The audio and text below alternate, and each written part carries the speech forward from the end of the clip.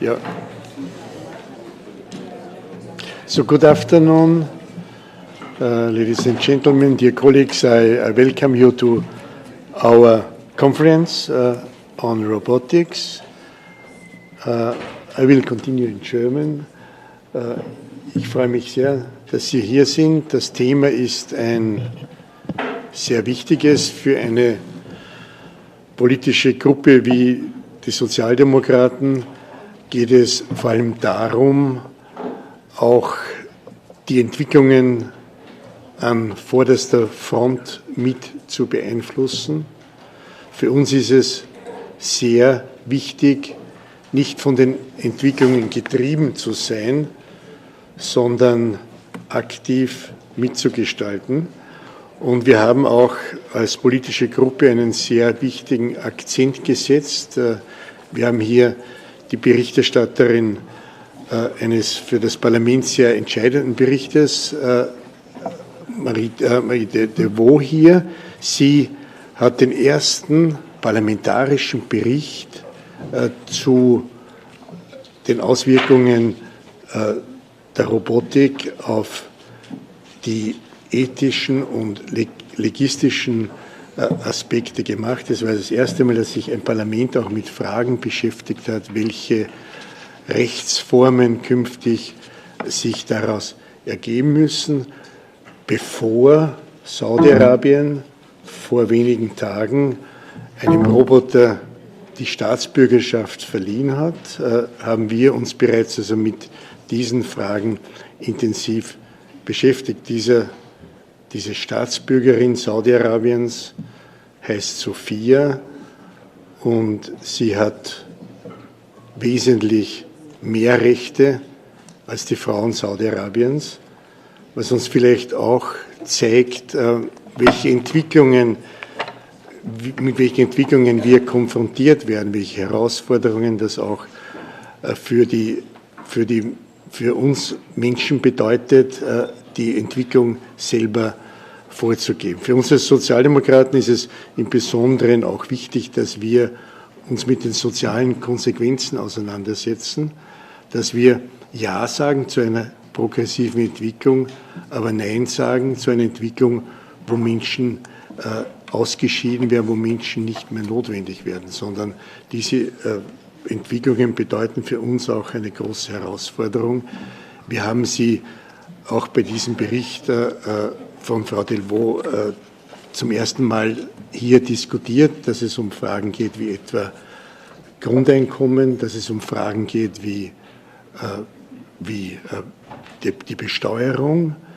Und es war auch sehr interessant, dass wir im Parlament uns nicht durchsetzen konnten mit der Forderung, dass man auch die Arbeit von Robotern besteuert.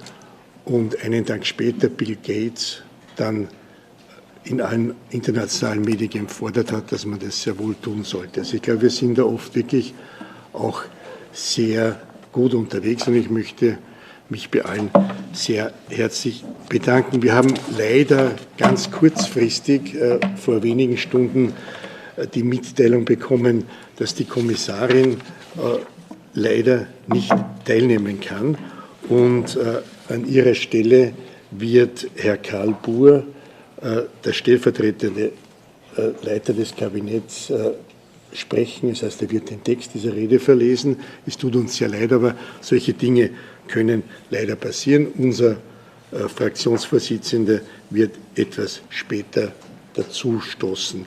Ich darf Sie jetzt ganz herzlich bitten, mit Ihren Ausführungen zu beginnen. Vielen Dank.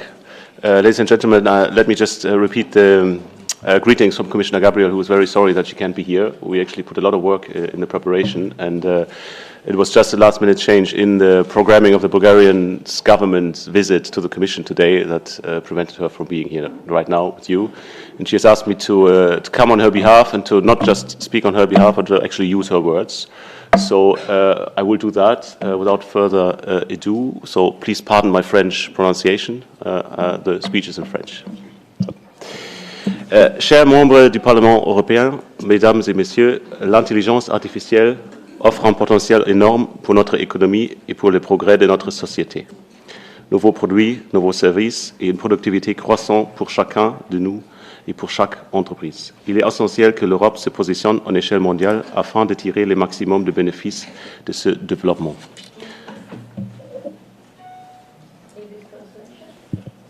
This is translation in 5 languages. Could you hear it? Yeah. The English translation is not working. I see your microphone, but we don't hear it. Well, I'm not saying anything for the moment. No. Yes. Is it working now? Yes. Okay. Yeah. Sorry. It's okay. Shall I repeat this? Yeah. Yes. Okay.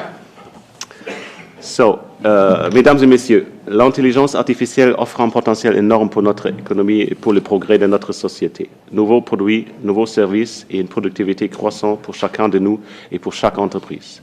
Il est essentiel que l'Europe se positionne en échelle mondiale afin de tirer le maximum de bénéfices de ce développement. Chaque jour, la liste des applications issues de la robotique s'allonge, tandis qu'elle s'installe un peu plus dans notre quotidien. Dans un futur proche, nous serons tous entourés d'objets et de machines intelligents qui nous rendront de nombreux services et nous simplifieront la vie, que ce soit au travail ou à la maison. L'intelligence artificielle et la robotique sont des éléments clés de la transformation numérique en cours. Le marché unique numérique permettra à ces technologies de s'épanouir et à l'économie et société européenne de jouir davantage de leurs bénéfices. Dans cette perspective, il n'est pas surprenant que le Conseil européen d'octobre a invité la Commission à proposer une approche européenne de l'intelligence artificielle d'ici le début de 2018. Le travail est déjà en cours et il se concentre sur 3 axes. Nous devons renforcer les points forts qui existent en Europe, par exemple dans le secteur de l'automobile et des logiciels de systèmes embarqués. Nous devons stimuler le développement dans les autres parties de la chaîne de valeur afin de garantir que l'Europe aura sa capacité indépendante dans ce domaine stratégique. Ces 2 points nécessiteront des investissements importants. Et troisième, nous devons créer les conditions cadres au niveau du marché unique numérique qui soutient tout ça. Mesdames et messieurs, l'intelligence artificielle et la robotique sont des moteurs essentiels de croissance et de productivité. De nombreux secteurs, comme la santé ou l'agriculture, bénéficieront de ces technologies permettant un diagnostic plus rapide et plus précis des maladies ou la réduction de l'usage de pesticides. Les exosquelettes feront partie intégrante du processus de rééducation après une opération ou un accident et les voitures n'auront plus besoin de conducteurs. La Commission européenne a depuis de longues années reconnu l'importance et le potentiel de la robotique et de l'intelligence artificielle et la nécessité d'investissement dans ce domaine. Un partenariat public-privé pour la robotique en Europe, Spark, a été créé en 2014 avec jusqu'à 700 millions d'euros de subsides alloués par la Commission et 2,1 milliards de financements privés. Spark est le programme civil de recherche en robotique le plus important au monde. Et la Commission investit aussi plus qu'1 milliard d'euros dans le partenariat Usine du futur, qui va permettre de fabriquer plus avec moins en s'adaptant mieux aux besoins du marché. Entre 2018 et 2020, nous investirons également 50 millions d'euros supplémentaires pour créer une plateforme collaborative européenne d'intelligence artificielle ouverte et accessible à tous. Grâce à elle, tout utilisateur pourra obtenir aide et support pour mettre en œuvre les derniers algorithmes dans son produit. Il nous faut en effet démocratiser l'intelligence artificielle afin de permettre à chacun de bénéficier de ses avantages. La compétition internationale est forte, mais l'Europe est scientifiquement et commercialement bien positionnée. Environ un quart des robots industriels et la moitié des robots professionnels de services sont produits en Europe. De nombreuses avancées scientifiques et technologiques sont européennes. Nous devons toutefois être vigilants pour garantir la compétitivité de nos entreprises, mais aussi pour influencer le débat autour de l'usage des robots et de l'intelligence artificielle, entre autres, en y injectant les valeurs européennes de dignité humaine et de protection de la vie privée. La résolution du Parlement européen concernant des règles de droit civil sur la robotique, préparée par Mme Delvaux, met en lumière de nombreux points essentiels pour le déploiement de robots en Europe et propose d'intéressantes pistes de réflexion. Le développement de la robotique, de l'intelligence artificielle et plus globalement la révolution numériques en cours auront bien entendu un impact sur l'environnement et les conditions de travail. Cette question est fréquemment débattue dans la presse, mais aussi au niveau politique. C'est également une source grandissante d'inquiétude pour les citoyens. La Commission est particulièrement attentive à ces questions. La coalition en faveur de compétences et des emplois dans le secteur du numérique, the Digital Jobs and Skills Coalition, a été lancée de décembre 2016 pour réduire le déficit en compétences numériques et aider les Européens dans leur vie professionnelle et privée. Loin de remplacer systématiquement les humains, les robots s'avèrent utiles pour accomplir les tâches dangereuses telles qu'inspecter des réservoirs d'essence, trier des déchets nucléaires ou souder des pièces de métal. Les robots peuvent aussi pallier au manque de main-d'œuvre dans des domaines tels que les soins de santé, l'agriculture ou même l'industrie. Plus que tout, les robots peuvent s'avérer des précieux alliés lorsqu'ils collaborent avec les humains. Une infirmière devrait ainsi être capable de passer plus de temps avec un patient et s'assurer de son bien-être plutôt que de refaire le lit. Mais nous devons préparer les travailleurs de demain à leurs nouveaux défis numériques. Notre vision est celle des machines au service de l'humanité, épargnant les tâches les plus ardues aux travailleurs. D'un point de vue juridique, plusieurs questions se posent également. Même s'il ne faut pas surestimer les performances des robots d'aujourd'hui, on est vraiment loin d'un film de science-fiction hollywoodien. Les systèmes sont de plus en plus robustes, autonomes et intelligents, et les progrès accomplis risquent de remettre en question le cadre légal actuel de référence, tant au niveau européen que national. La Commission évalue actuellement la directive relative aux machines et la directive sur la responsabilité du fait des produits défectueux, en vue d'une éventuelle révision si nécessaire. Mesdames et messieurs, le prochain programme cadre de recherche, qui entrera en vigueur après Horizon 2020, devra bâtir sur le point fort technologique et industriel européen dans le domaine de la robotique et de l'intelligence artificielle. Il faudra garantir à l'Europe sa compétitivité dans le domaine et faciliter le déploiement de technologies innovantes et utiles telles que la robotique et l'intelligence artificielle, tout en se penchant sur les questions cruciales des sociétés qu'elles posent et continueront à poser dans le futur. Nous en discutons au sein de la Commission, mais pour moi, il est déjà clair que nous devrons être très ambitieux au niveau du budget et de la coopération au niveau européen si nous voulons améliorer notre position mondiale ou même conserver la situation actuelle.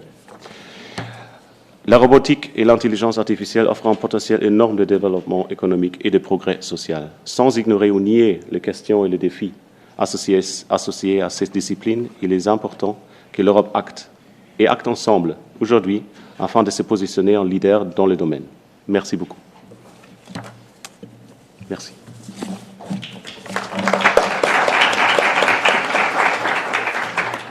Recht herzlichen Dank. Gibt es irgendwelche Nachfragen? Ich glaube, es war alles sehr verständlich. Das ist nicht der Fall. Dann darf ich das Wort weitergeben zu Mia Petra.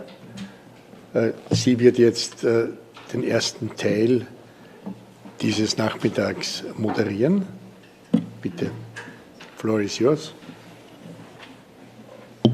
Thank you. Thank you very much. Do we have the video conference readiness now for the next speaker? Just to start with the Video. Technological question.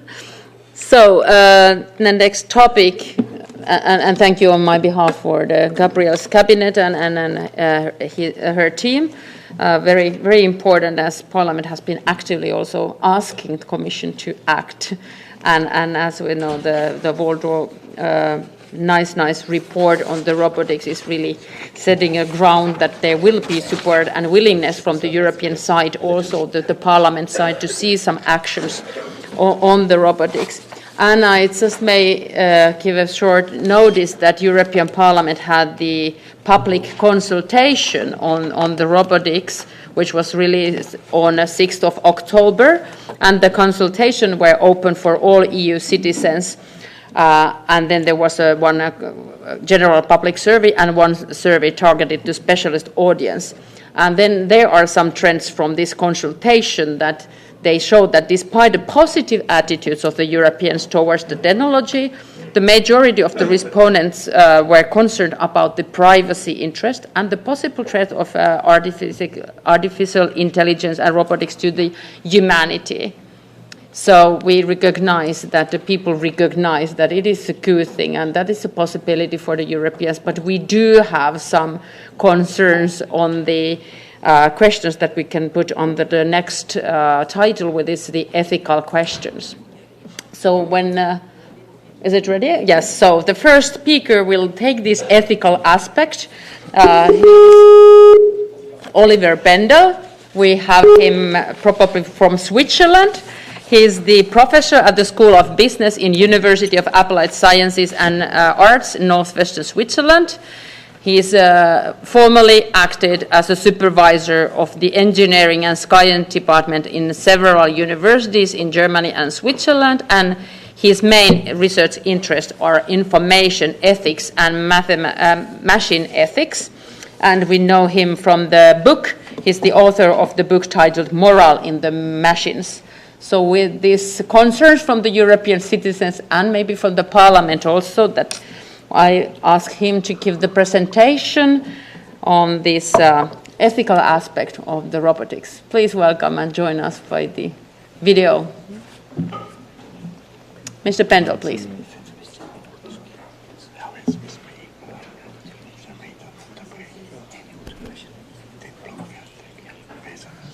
But we don't have the voice here either yet. We cannot hear you yet. No voice. No voice.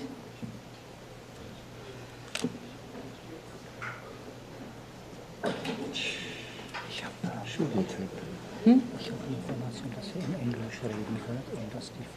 It is, yeah. Yes. Yeah, I understand. But yeah, but we cannot hear anything. Yeah, we will probably have him in English. There's no interpretation for this part, but then the problem is that we don't hear any voice. Do we get some voice here?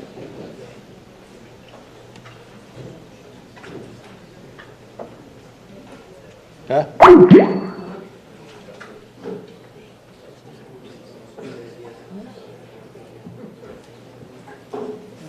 Let's have a new try. If it doesn't function, then we have to go on. But we need a robot to fix it. A robot would fix it. Yeah. Works then? Yeah. Can you hear me? now Yes. we can. Perfect. Ah, perfect. Great. I'm happy. Good. Thanks a lot. Please, you can speak now. Oh, okay, perfect. Thank you so much for your kind invitation. I would like to switch to some slides, and I would like to skip my browser because of some echoes. Just 1 minute, please. Okay, I close my browser now, and okay, now I hope I can share my slides. I start with it. Okay. Now, yes, yes. Can you see my slides? Yes, perfect. Okay, so I would like to talk about service robots from the perspective of ethics, and I would like to explain what information ethics is and what machine ethics is. That's my first task. So, information ethics deals with the morality of the information society and in the information society. And it researches how we behave or should behave in moral terms when we offer or use ICT and information systems. That's information ethics. And examples are medical ethics and business ethics for other fields of applied ethics. So information ethics is one example for the fields of applied ethics. So machine ethics is something very different. I would say information ethics is a reflection discipline, and machine ethics is rather a design discipline. It refers to the morality of semi-autonomous or autonomous machines, for example, of robots, bots, or software systems. They become special moral agents, and some of them are moral machines, some of them are immoral machines. Such machines have been known for some years, at least as simulations and prototypes. My colleague Pereira in Lisbon, for example, he is researching in the field of simulations, and he constructed a very interesting simulation where a robot should save a princess. I prefer to build prototypes like chatbots or also hardware robots. Okay, so let's come to the service robots. Service robots are spreading in households, in leisure gardens, in shopping malls, in hospitals and nursing homes. They take over both simple and complex activities. They inform, support, and monitor people. And let's have a look at the first example. It's a care robot from Riken, a Japanese company. It's available as prototype, and it can be used in tandem with a caregiver to move the patients around and straighten them up. It looks like a friendly bear, and I don't think that's everybody's taste. Imagine you wake up and you can see a bear at your bed.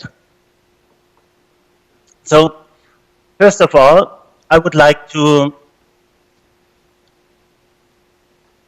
have some questions from the specific ethics, for example, from information ethics and business ethics. Who is responsible for incorrect care? That's the first question. Can the robot help to avoid kind of shame you would have people? In an unrepresentative study, we found that some patients would prefer to be watched by a robot in the intimate area rather than by a human being. Then another question, how do you proceed with the personal data that is collected and evaluated? And the last question from the specific ethics, is the robot a competitor for the nursing staff? And now I would like to switch the perspective, and I would ask some questions from the perspective of machine ethics. Let's remember, machine ethics is a design discipline, and it's about putting morality into the machine. So the first question could be, should the robot make clear that it's just a machine? So should it destroy the illusion? The second question is, how should it behave in dilemmas? For example, if several people should be supervised. And the last question from machine ethics, how will it react if the patient wants it to kill him? That's possible in some cases. Some care robots could kill patients, especially those who are cooperation and collaboration robots, so-called co-robots. Let's come to the second example. I met this security robot from Nightscope last year in Silicon Valley. It's the K5. It's a security and I would say a surveillance robot. It's very heavy and it can't speak. It can't tell anything. I tried to speak with it, but it was not possible, unfortunately. It travels autonomously in shopping malls like the Stanford Shopping Center and on company premises. It's equipped with AI and it reports suspects to a central office. From the perspective of information ethics, of technology ethics, and of business ethics, we could ask some questions again. Who is responsible for a collision with humans or animals? There was a little accident last year. The K5 collided with a little boy in Silicon Valley. Next question, how should the analysis and monitoring in this context be assessed? As I mentioned, it could be a surveillance robot. Is the security robot competitor to the security staff? That's the third question. Now again, let's switch perspective, and I would like to ask two questions from the perspective of machine ethics. Should security robot be able to carry out actions such as arrest on its own? That's one question. And the other question, should it be allowed to use a weapon on its own? And if so, in which cases and against which persons? That sounds very funny, but a Chinese colleague of K5 has a stun gun. However, he cannot operate it itself at the moment. My third example, I met this robot last year nearby Bern in Switzerland. It's a very cute little robot, and I was allowed to open it and have some insights. It's a transport robot from Starship Technologies. This transport robot transports parcels or foodstuffs, for example, and it can be found on public roads and on public walkways. It moves autonomous from A to B, but partly remote controlled in some places and spaces. Again, some questions from the specific ethics. The first question is, who bears the responsibility if people stumble upon the robot or if animals bite into it? You really can stamp upon it. It's very small. It's like a little dog, for example. Another question, a little bit funny perhaps, what if the robot can look under the skirt or kilt? And how do you proceed with the corresponding data? The third question, is the robot a competitor again for postman and postman? Again, I would like to switch the perspective of machine ethics. Should the transport robot avoid certain animals or behave defensively towards them? Should it systematically exclude certain areas such as intimate zones or phases when analyzing the environment? And the third question, should it refuse to transport certain things like drugs or weapons? That transport robots refuse to transport anything is, of course, a science fiction. But in principle, to teach them ability. So I would like to come to my next example. Combat robots of diverse companies. Combat robots are involved in combat operations or are used in war, for example. Normally they are remote controlled, but more and more they are able to decide to act autonomously. There's so much research on this topic. They travel in the air or on the ground in the air as a drone, for example, and they are equipped with weapons or tools. From the perspective of the specific ethics, I would like to ask 3 questions. Is a combat robot preferable to soldiers because it does not plunder, burn, and rape? Is it preferable to your own soldiers because they are spared? What if combat robots are hacked and manipulated? That could be a problem. And again, I switch the perspective, and I would like to ask 3 questions from the perspective of machine ethics. Should the combat robot be able to deceive and cheat the enemy? Should it spare an opponent who surrendered? And should it have an artificial conscience, for example, to protect civilians next to a tourist? Sorry, not a tourist, a terrorist. And you know, there's research in the United States about these topics. And I discussed last year with my colleague Ron Orkin about the question if combat robots or robots in general should be able to deceive.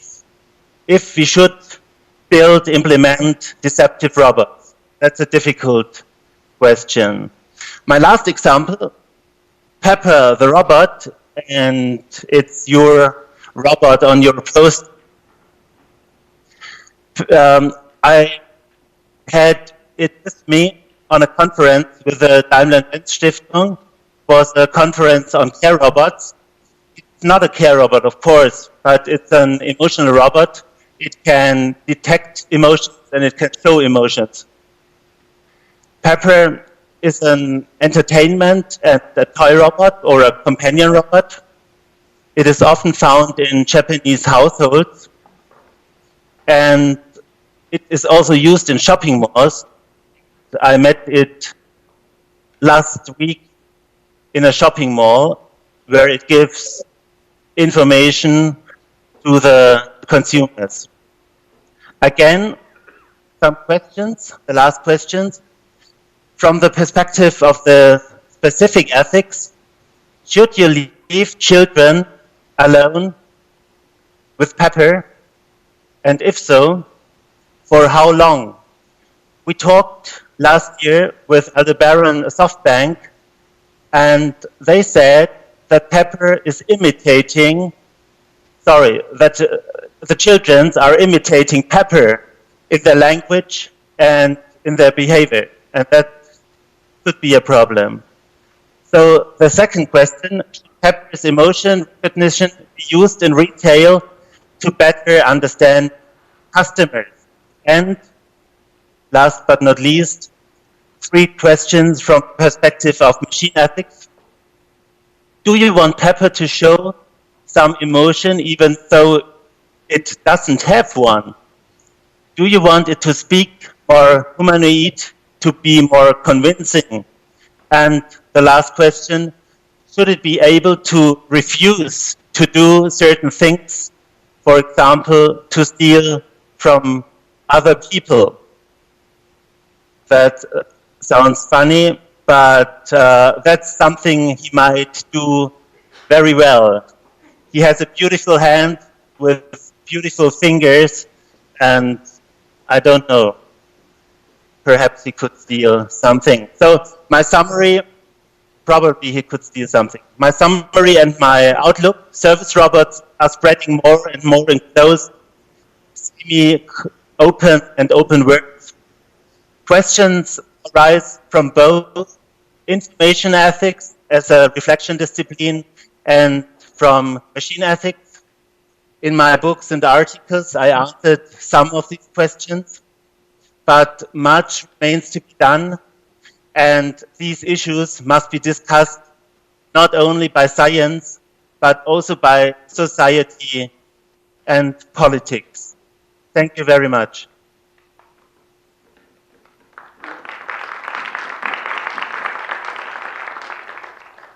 It was very difficult for me to speak because I heard my own voice, so sorry about that. I have an Echo. echo all the time. Yeah. So I had to speak louder than myself. All That right. was difficult. So we heard you well now. I will take 2 or 3 questions on the row, and then we expect you the answer. I know there's a time limit for you, and then we will move forward. So audience, please, questions, comments. Anybody to Switzerland? Madame Delvaux.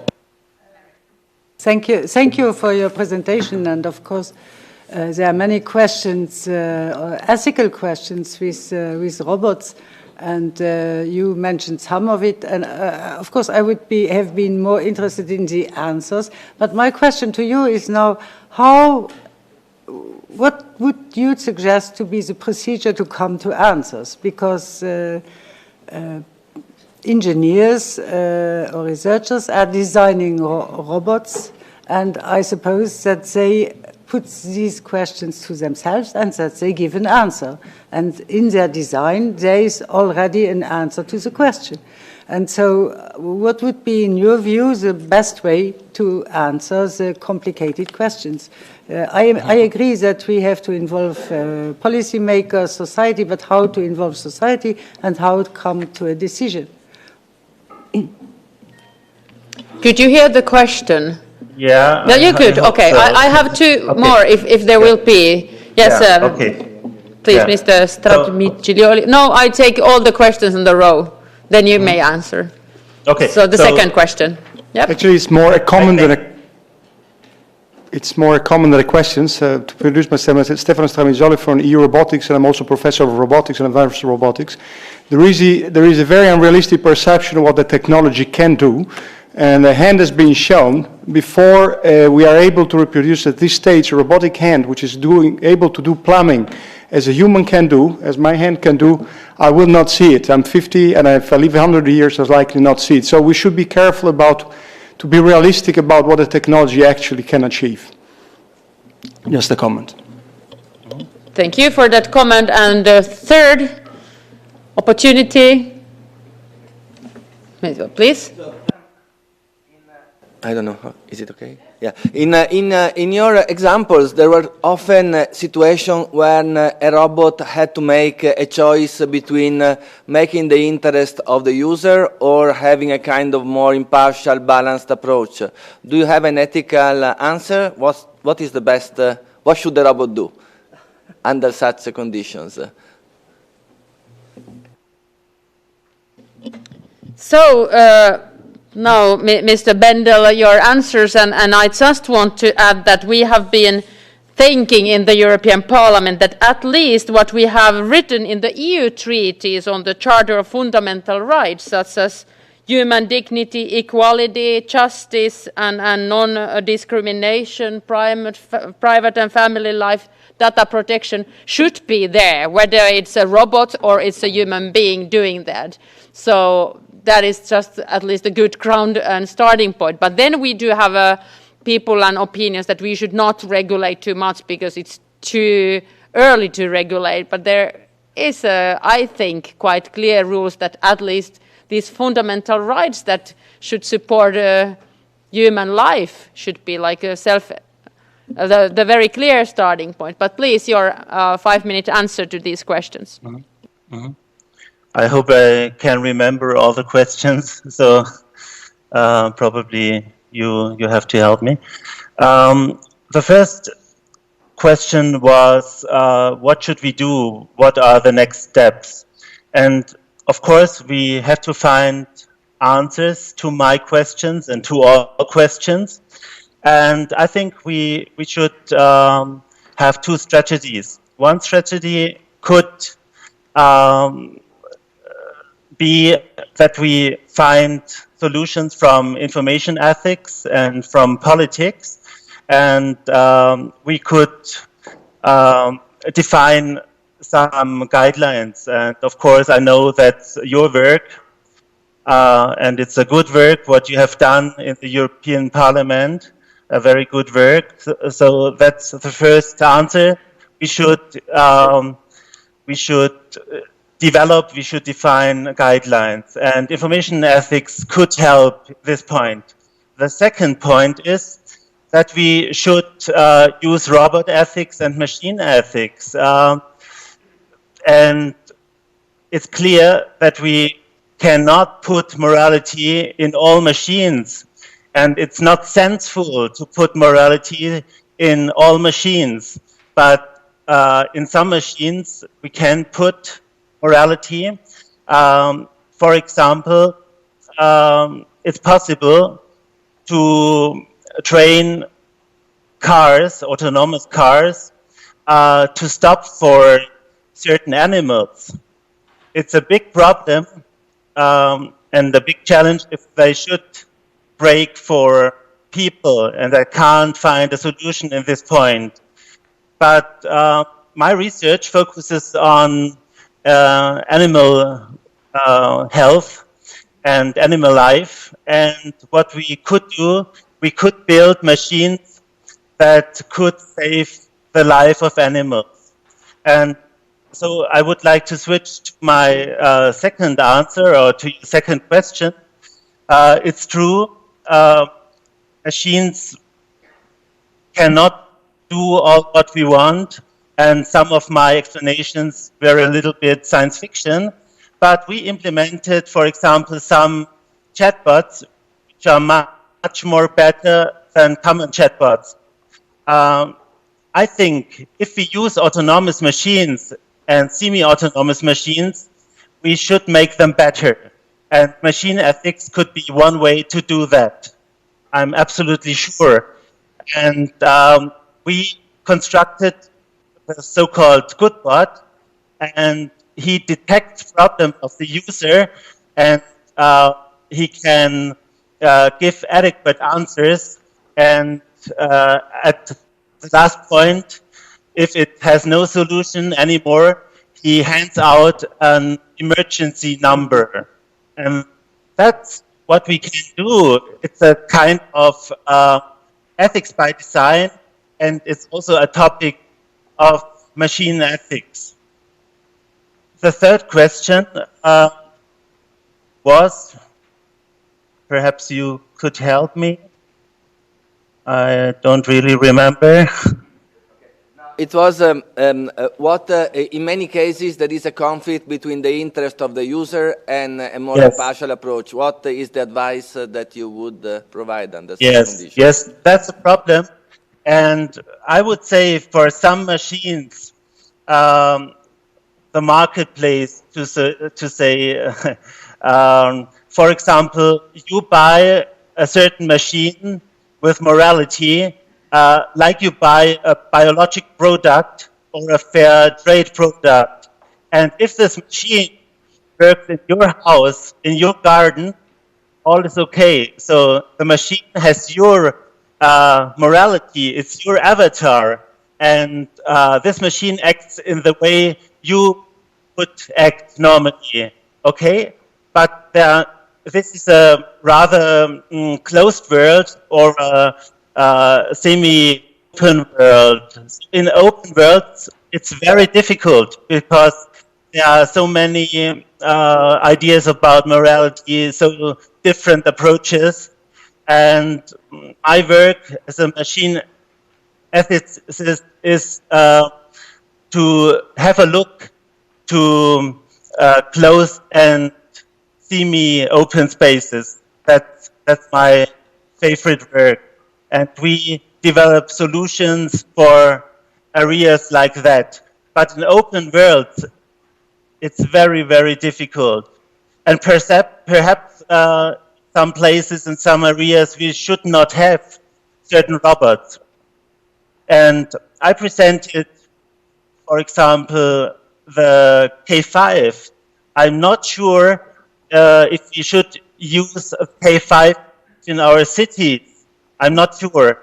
It is perfect for a company area, for example, but I would say we should not accept some robots in our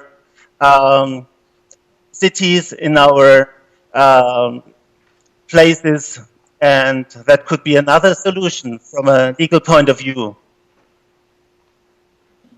Thank you so much. Thank you. Thank you so much. Yes, good.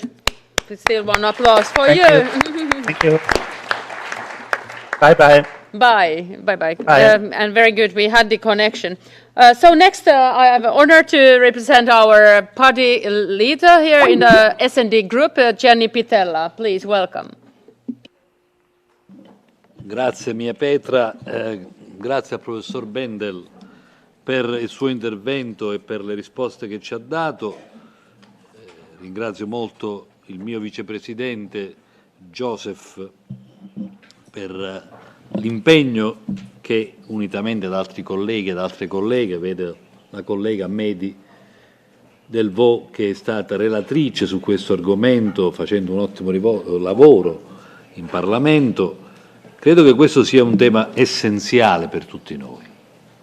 Il mondo sta cambiando ad una velocità stratosferica e le innovazioni tecnologiche possono rendere le nostre vite più facili, il nostro lavoro meno faticoso e il nostro modo di produrre più efficiente e pulito. Capire e gestire l'innovazione della robotica è una priorità per il nostro gruppo. Ma va stabilito bene il rapporto tra democrazia e innovazione tecnologica, perché questo rapporto determinerà la società di domani, ma non di dopodomani, di domani. Per noi è chiaro che i robot devono servire l'interesse delle persone. Dobbiamo quindi studiare e capire le conseguenze dei robot sul lavoro, sui rapporti umani, sulla nostra vita quotidiana. E dobbiamo essere noi a stabilire le regole. Non dobbiamo subire l'avanzata dei robot e dell'intelligenza artificiale, ma lo dobbiamo guidare affinché sia a beneficio di tutti. Noi socialisti non possiamo dire e non dobbiamo mai dire che non c'è un'alternativa. C'è un'alternativa al neoliberismo, c'è un'alternativa alla globalizzazione sfrenata, c'è un'alternativa all'avvento di robot che fanno perdere il lavoro. Ecco perché siamo qui oggi per ascoltare studiosi come il professor Bendel, gli altri speaker che ringrazio e che interverranno sia dal podio che dal pubblico e capire come massimizzare le opportunità dello sviluppo tecnologico ma come tutelare i cittadini. È una sfida improba ma una sfida essenziale per la tenuta democratica. Io credo che questa sfida possa avere grandi opportunità, ma possa anche produrre, se non gestita in maniera adeguata, effetti disastrosi. Si stima che si possono perdere la metà dei posti di lavoro manuali con l'avvento dei robot, quindi ci può essere un effetto ambiguo, opaco. Da una parte si producono opportunità, dall'altra parte si perdono posti di lavoro.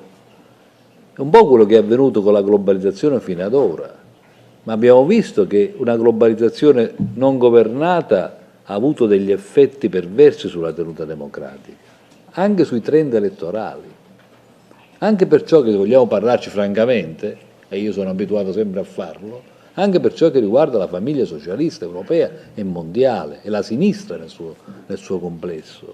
Il fatto di aver pensato che la globalizzazione fosse una panacea di tutti i mali, fossero le virtù magnifiche e progressive del mercato bastevoli, sufficienti a darci un mondo migliore, ci ha fatto trascurare, ed è questo anche un punto di autocritica che noi dobbiamo fare, che c'erano persone che venivano cacciate fuori dalla globalizzazione, che c'erano lavoratori che perdevano il posto di lavoro, che c'erano persone che venivano marginalizzate, e pensare all'avanzata che ci sarà con la robotizzazione nei prossimi 20 anni, che cosa può succedere.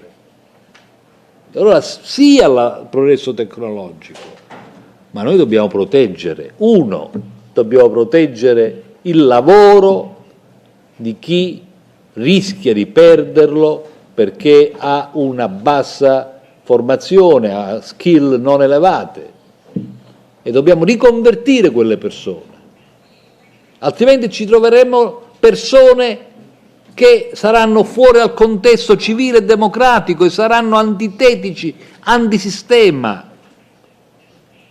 Secondo, abbiamo un problema di tutela della libertà individuale, perché i robot possono essere utili, ma non possono comprimere la sfera della nostra libertà. Altrimenti noi non saremo più liberi di nulla. Se qualcuno vorrà premere un bottone e far saltare in aria un aereo, oppure se qualcuno vorrà condizionare i nostri viaggi, le nostre scelte, già oggi siamo nel mondo in cui poche multinazionali detengono un potere, un monopolio di potere enormi. Già oggi tutte queste app che abbiamo sul telefonino, me compreso ovviamente, sono una limitazione della nostra libertà. Noi possiamo avere domani mattina una realtà nella quale domani pomeriggio io sto parlando adesso e contemporaneamente al mio discorso premo un bottone e un robot a casa mia prepara la cena, oppure un bagno caldo, oppure altro. Ma questo è un bene, ma è anche, se non gestito adeguatamente, una confisca di parte della nostra libertà. Possiamo affidare ai robot la cura delle persone? La cura fisica? La cura medica? L'assistenza agli anziani? Io non lo so sinceramente. È un tema che dobbiamo affrontare, lo pongo in maniera critica, in maniera aperta, perché sia anche parte del dibattito. Siamo favorevoli a una tassa sui robot. Io ho votato il rapporto del VO e noi socialisti siamo favorevoli ad una tassa sui robot, ad una tassa che consenta di recuperare risorse finanziarie utili a creare posti di lavoro e a riqualificare, riconvertire lavoratori che verrebbero espulsi dal circuito del mercato del lavoro attraverso la robotizzazione.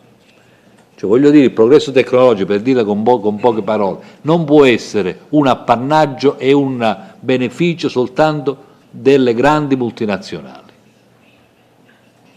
Io non voglio mettermi avanti al treno e dire fermate il treno, voglio fermarlo con le mie mani. Questa è un'illusione. La globalizzazione non può essere fermata, ma può essere guidata, può essere resa compatibile con i diritti delle persone. Questo deve essere il nostro impegno. In questo senso, chi sta qui, chi lavora nel Parlamento con me, Medi e tutto il gruppo socialista, è su questa posizione. Ci troverete sempre su questa posizione a difendere lo sviluppo e il progresso, ma sempre rispettando la persona umana. Grazie.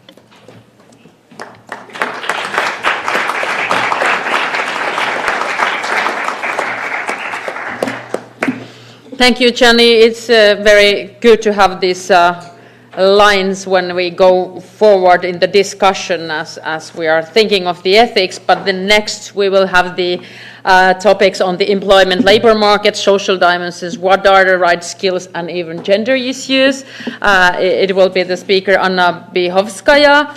Anna has been working a lot on the issue on the innovation and technological policies together with the Trade Union Advisory Committee to the OECD, as well as with the G20 together with the ITUC.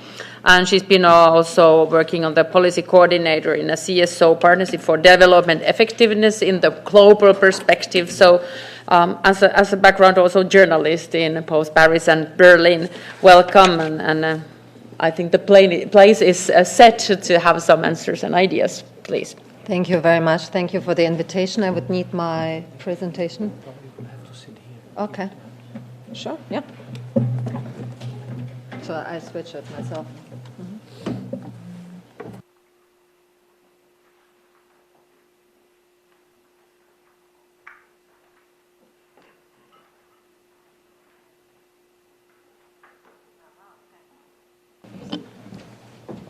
So I will operate the technology myself. Having said that, I agree with what has been said before already, is that this is one of the rare panels where I don't see Pepper or Sophia around to be presented as a kind of entertainment value, I would rather say. And I would agree also with the point that was made that we are far away from these robotics being effective and being diffused. But we have to also differentiate between precisely the examples that have been shown in the previous presentation and other robotics-related applications that are already being implemented in the manufacturing sector, in the service sector, so across the economy as a whole, and also pretty much in Europe already. So what I wanted to start with is related to all the aspects that I am supposed to speak about here, and I probably won't do the title of the presentation justice because this is a bit too much. And because also robotics is not only robotics is related to all the other technologies that you are probably all are talking about when it comes to digitalization. And here we have to see that, first of all, they are all interlinked. They all are being developed and designed in convergence with one another. So if there is a breakthrough, for example, on artificial intelligence, it will probably influence the implementation of robotics. The collection of data, so the so-called big data, is obviously also speeding up this process. So having said that, what we need to look at when we look for policy answers when it comes to employment policy, skills policy, is as a first step to understand the technologies that are already there, that might be there in the medium term in, say, 5 to 10 years. And those processes that, such as the robots that have been shown previously, might take much longer time to be implemented. So one needs to be very careful in the policy responses as well. Having said that, here you can see the rise of robotics being used by Amazon, so one of the big 6 digital economy companies. And this is the blue. The blue bar are the robots. The green bar are the workers working for Amazon. Now, I know this is a bit of a conflicting example using Amazon, but I'm choosing it consciously because with Amazon, what we are asking ourselves is, okay, they are introduced robots, but at the same time, they also created lots of jobs. So there is no problem there. Yet, when you look into the jobs that have been created, we see gaps in the quality of those jobs. So it is not only about how many robots are introduced, it is about what are they doing, what tasks are they replacing, and then even if jobs are created, what jobs are those? Are those non-standard forms of work? Are those part-time work, mobile work that is not under the same protections that are in existence right now at the EU level, are not being discussed within social dialogue and collective bargaining perspective? As I come from a trade union advisory committee, I'm also speaking on behalf of a social partners perspective here.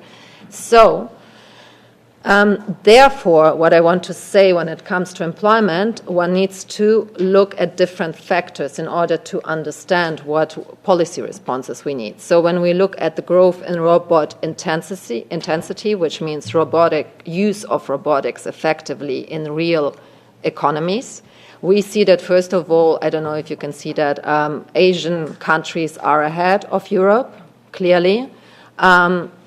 At the same time, these are the top 10 users of robotics. There are 4 European countries in the top 10, led by Germany, followed by France, Spain, Italy. And we see a slight rise, but not an exponential rise, such as in Asia. So when looking at that shows on the one hand that the change has not yet been as pronounced as we suppose. But at the same time, we also see that in other markets, the guidelines on ethics, on design, on liability, and all of that are already being set in other markets.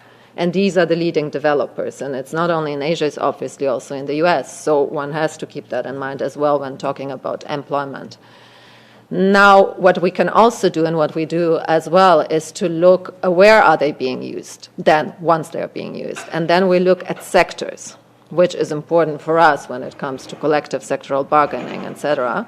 And here we see that there are huge difference between the sectors. We can see that transport, electronics is leading. The robotic use by now in 2017 is at 45% in the transport sector.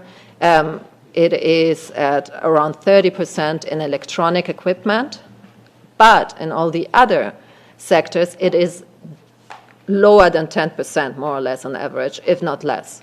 So again, this is also something to keep in mind, have a more sectoral approach, see what the changes, what the differences are between them. A third approach that we have taken, at least, is also to look irrespective now of technological change, because we also agree with the fact that it's not only about technological change, it's also about globalization, it's about demographics, it's about the current labor market conditions, all of that. So it's not only that we need to be guided by technology. So what we did is also to look at the job creation and decline just across occupations and sectors. But it leads us to the same conclusions that everybody has right now when talking about digitalization, when we see that there is an increase in jobs in the care sector, in the health sector, unless you believe that care robots are going to be implemented very shortly. Otherwise, there is an increase in those sectors, in managerial positions, in IT, etc. So these are all professions that are actually either complementary to digitalization or that are promoted by digitalization because you need new tasks, so you rather manage than you do manual labor. And as such, we also see a decline in certain professions that are more in manufacturing sectors, that are more in administrative tasks as well, that can be performed by computers already, etc. So this is another approach that is important to keep in mind.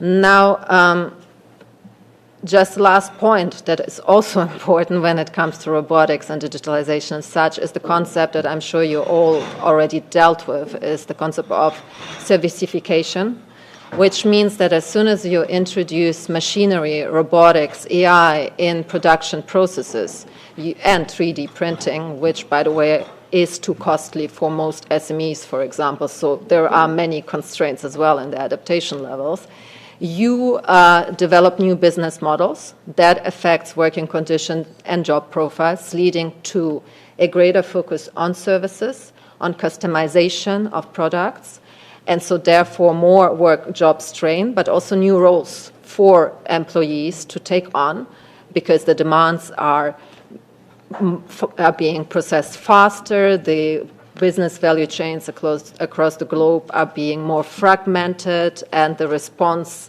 answer loop in customer relations is being narrowed down because the robotics can't perform the production tasks itself. So coming to the trends on the labor market, what we are trying to contest at the OECD at least is to say that technological progress is to blame on inequality levels. For example, there are 10 other reasons as to why inequality is on the rise worldwide than technological progress, but it can certainly add to it. We don't contest that.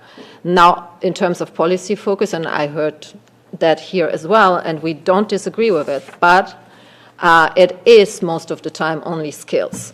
So we talk about automation a lot. We talk about the fact, we heard about the Oxford study of 50% of jobs in the United States being replaced in 10 to 20 years. We have other studies that are a bit more careful with this and actually are looking at tasks and come up with lower figures on job displacement. But then the only policy focus seems to be on skills, which partly is a right thing to do. But in doing so, we don't look at the framework conditions needed, at other policies, at other employment labor market policies that are much needed, at investment policies, at taxation. I know we will come to this in a moment. So the policy focus always seems to be on compensating the losers, on how to get people into new jobs. But if you assume that there will really be a vast job displacement, for which jobs are we exactly retraining those people? So there needs to be a very careful debate about promoting skills policies, but then if you do so, and that's my second point, is then how to do that effectively and how to not only say invest more into skills, which often comes as a proposal from Silicon Valley. Just yesterday, one of the main driving figures behind AI proposed a new deal on AI to publicly fund training systems, which sounds great, but it's again publicly funded training systems that are probably not up to speed with this technological change. Then there are studies like the one released by the OECD just 2 weeks, 1.5 weeks ago, that looked at how artificial intelligence outperforms workers and may be able to outperform almost half of workers in 10 to 20 years. But here again, they look at figures and skills that may have measured in 2013, pair them with artificial intelligence that is not yet as developed, and come up with such results. This is not to criticize the report, because there are a lot of figures and solutions in there that are of value, but the main, and this is the main what you see on the slide, this was the main message to the media. So this creates fears, but does not propose effective policy solutions. So what are the strategies? The strategies would be to, if you then talk only about skills, is to look how to create governance systems that are led by different, in a multi-stakeholder way, in terms of bringing both social partners, employer groups, trade unions, governments on board when it comes to designing, financing, and operationalizing those training systems. Then you have the argument that so-called high-performance workplaces produce greater productivity at the firm level, which has been proven in various studies. So if you believe in that, this can apply to any company. If it does, we can see that right now investments and financing into work-based learning are fairly low across Europe. So this is something then to look at right now, not in regards to how far we are ahead with robotics, but just in general terms, because if we need to prepare the workforce for the future of work, we need to look now how to encourage employers to invest more in training and how to also take into consideration what employees need through their workers' representatives, for example. So, and for that you have a common ground. As I said in the beginning, you have the competition angle, because as I pointed out, robotics and digitalization are happening in a very concentrated market. It's not as much taking place in Europe as you all might know. And the SME sector is not keeping up to speed. There is obviously the interest to keep productivity by retaining so-called tacit knowledge, by investing in skills, but also to ensure that you have responsible business conduct when it comes to European companies. And here you buy, for example, if you introduce a robot that is then not really safe, for example, or you use new materials that are toxic, which relates to the whole technological convergence debate. And this has not been negotiated in between the social partners and with governments, and there are no standards. This is bad, after all, for the image of a company. So here you have examples already between leading digital economy companies actually and global trade unions that agreed on some standards and negotiations in this respect. So with that being said, my main point would be to still look at the level of diffusion per technology, but also how they work together when it comes to employment effects. But then also, from a policy point of view, to anticipate the change that is coming up still. So not say that nothing is really happening. There is a lot is happening, and a lot of which we do not understand. So in anticipating change, it is also important to talk to the technical community that are driving this, that are the ones that understand the technologies and can explain to us what the effects on jobs will be. And in this regards, really look what tasks can be automated, in what industries is this happening, what are the wage levels, what are the employment labor demographics there, how can we then adopt lifelong learning systems, finance them, etc., and then also look at the complexity of global value chains, obviously, because you cannot create framework conditions or standards if technological diffusion, but also job displacement or creation is taking place at various levels of the value chains, which is more of a global problem, but is very much related and pushed by digitalization as such. So we adopted, or we didn't adopt, but we therefore, just to end the presentation, are in favor to follow a just transition, so-called just transition approach, that we are taken from the climate change debates. The just transition principles that were first pushed by trade unions were adopted in the COP21 agreement. There has been a fund has been created to support communities that are being affected by climate change. So here, and this just transition principles, they involve precisely dialogue, financing streams, etc. And obviously, this needs to be worked out effectively with different parameters. But this is something that very much applies to digitalization and robotics. Meanwhile, it is important to protect core rights, still core labor rights, core rights to social protection, etc., when it comes to jobs displacement, and also look at how to put a halt to regulatory arbitrage when it comes to the diffusion of digitalization, be it on taxation, be it on competition, or on short-term investment in this digital economy. I stop here. Thank you.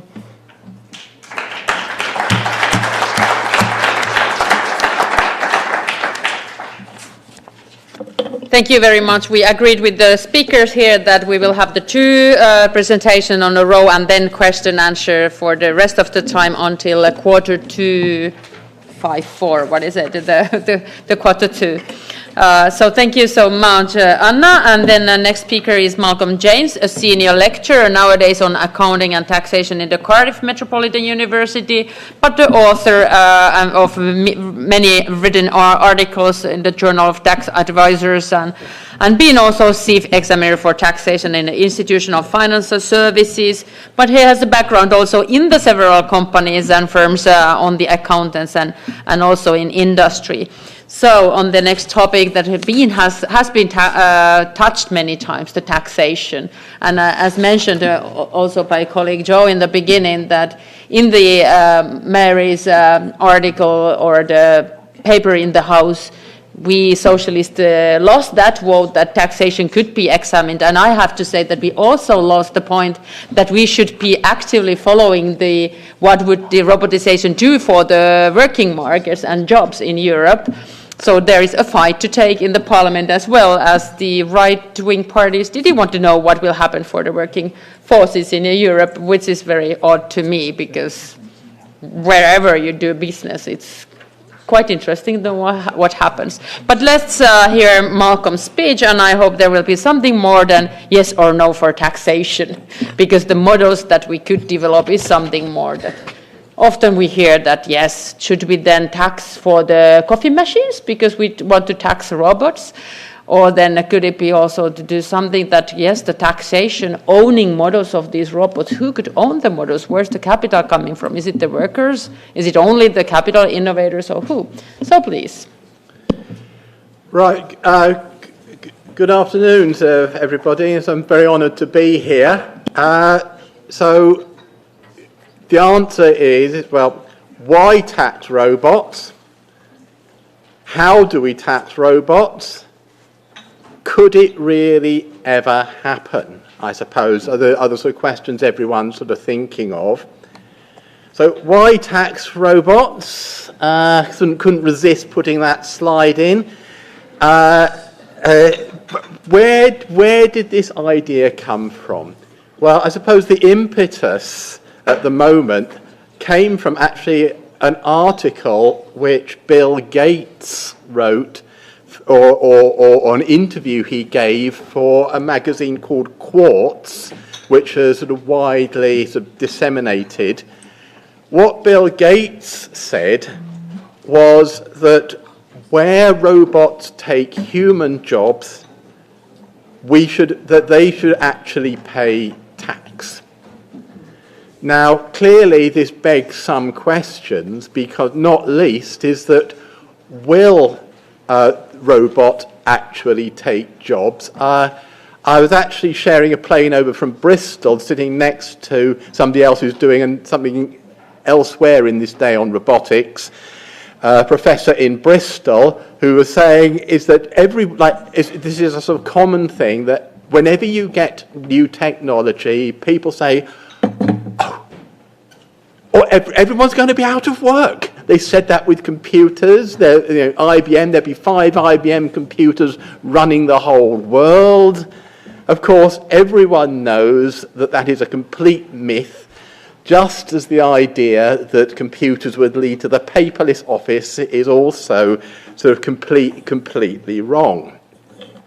However, as Anna, the previous speaker, said, what will clearly happen is the makeup of the workforce will change. Some jobs will go, others will be created. Other types of jobs will change their nature. And I think certainly in the shorter term is that the sorts of jobs which are fairly safe are those requiring more sort of human empathy, the care professions, where it's harder to see that a robot's sort of taking over what humans can actually do. Now, taxing robots does actually have a certain sort of appeal. Now, as I said, it's that robots aren't going to complain about the level of tax. They don't use education and health resources, and probably also equally, given the fact that the Paradise Papers, they're most unlikely to stuff away their sort of income and assets in some sort of tax haven in the Caribbean. But then, I am being sort of slightly facetious, but I think you can't tax robots as such any more than you can tax this computer or you can tax a television set. You cannot tax an inanimate object. But what it does, it really addresses one of the key things which socialists and progressive politicians the world over should be addressing. To what extent should we raise our tax revenue? Well, to what extent should we raise tax revenue? How much of it? But to what extent should it come from capital, labour, and consumption? Now, it's no secret to anyone in this room that over the past 40 years or so, there has been a significant shift from taxing capital to taxing labour and consumption. Now, one of the countries in which that has been most marked has been my own, the UK. So in 1979, corporation tax was 52%, albeit various reliefs meant the tax base was fairly narrow. It's now 20%, and if the Tory government has its way, if it's still around much longer, is going to go down in the next few years to 17%. Meanwhile, the VAT, which was 8%, went up to 15% in 79, is now 20%. So we've seen similar shifts elsewhere.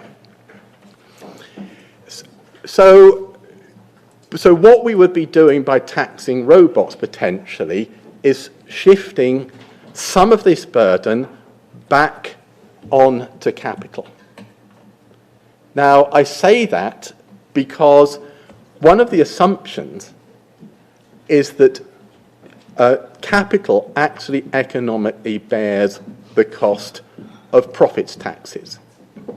Now, this is one of the most pervasive and pernicious arguments that we've seen over the past 35 to 40 years. There's no point taxing capital, they'll just shift it onto some combination of labour and customers.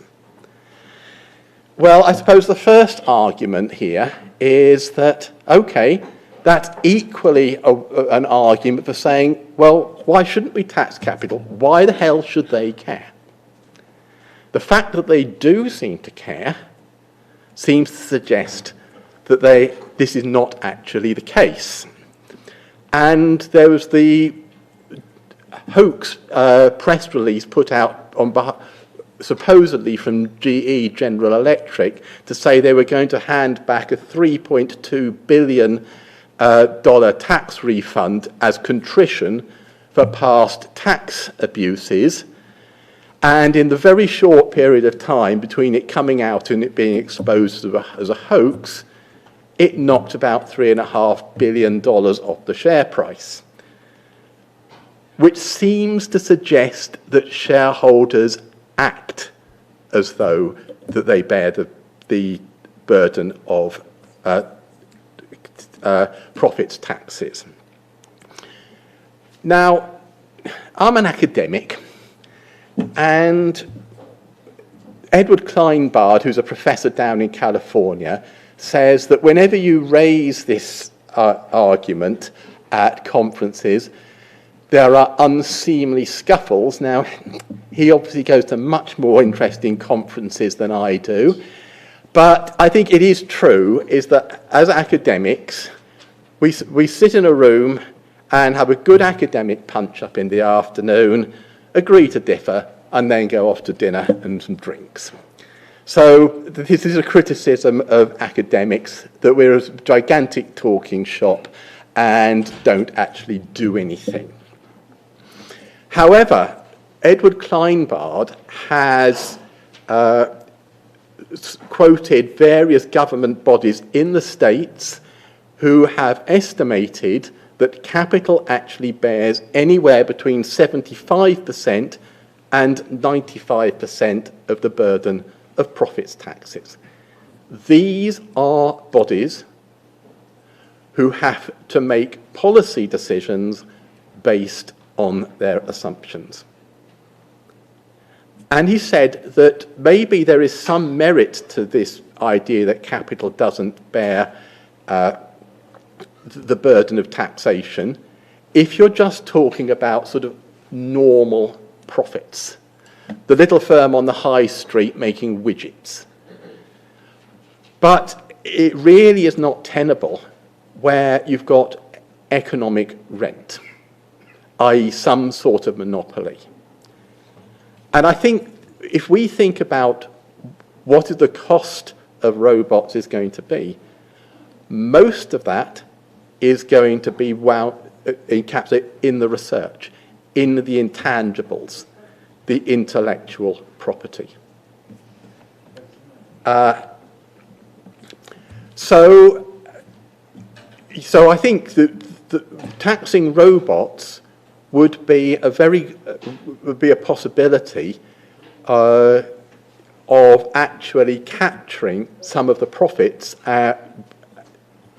which the firm is making, particularly through the sort of economic rent and the intellectual sort of property sort of behind it. How you would do it, I suppose, is very much up for grabs.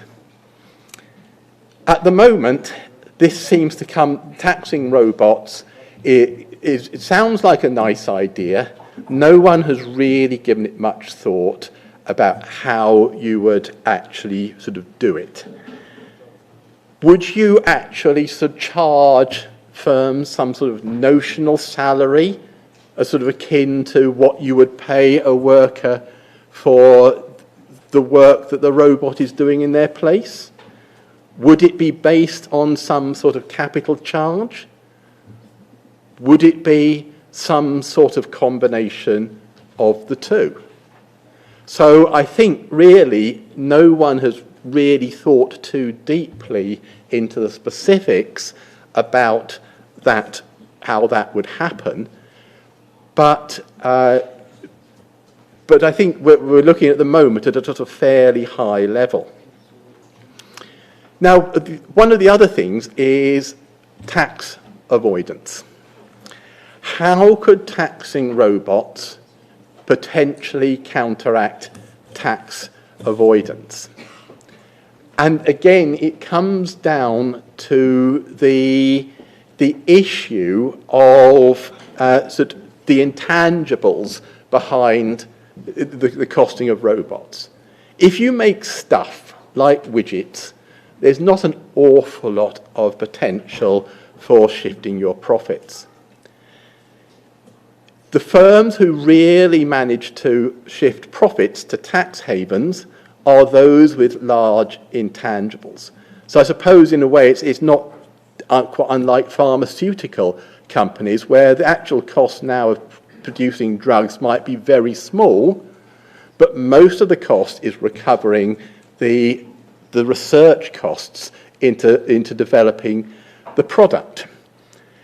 And it's a bit of, and I'll leave this maybe to the lawyers, but perhaps you could say that it's a legal convention that allows you to split off intellectual property from the underlying product and move it to some tax haven. After all, it's very much a sort of convention that allows Starbucks to actually separate its brand from the bricks and mortar of the Starbucks coffee outlets and park it in, is it Luxembourg or the Netherlands or somewhere? So it is this, so what taxing robots may be a way of trying to actually get round this, because a robot has to be physically located somewhere. And if you say, we will tax the robot in the location where it is actually physically located, which means that you cannot shift the profits or the tax charge on the robot to tax haven without shifting the underlying economic activity. And for commercial reasons, that is not going to happen, or is very unlikely to happen. Although I suppose there's always the possibility of tax competition where maybe some country which might be reasonably attractive from a commercial point of view will also cut its taxes. Maybe that's the dream of the Tory government in the UK post-Brexit, but who knows? And could it happen? This is the $64,000 question. We have to change our attitudes towards taxation. And I wrote about this back in February, March, which, given what's happened in the UK since then, seems sort of absolutely light years away. It seemed a real bit of a pipe dream then. But sort of a week is a long time, is sort of 8-9 months seems to be a positive eternity. It is actually very much back on the agenda. So it could, the fact that politically it could happen is far more likely. And the idea is that the tax raised would help to reduce inequality. And people actually talk about, would it actually discourage people from innovating, developing the robots? But then what we've seen is there's a fear of change. People would fear that robots will take away their jobs and there'll be a vast numbers of people on the employment scrap heap. And that might be a far bigger barrier. To try and allay fears, you can do one of two things. You can ban something or mandate something. That's not very popular politically. Or you can use taxation, either sort of taxing something or tax expenditure to allay people's fears. And this is why people use taxation. It's politically an easier sell to do that than the alternative. Tax may not be popular, but it's less unpopular than banning things or mandating things. So I think that those are so I think that to sum up, because I think I'm sort of probably gone over my time, tax, no one's thought about the details. Sounds like an interesting idea. First of all, we need the political will to do it, and then we need to think about the details. I think maybe the political will is starting to be there, and we can move on to the next stage.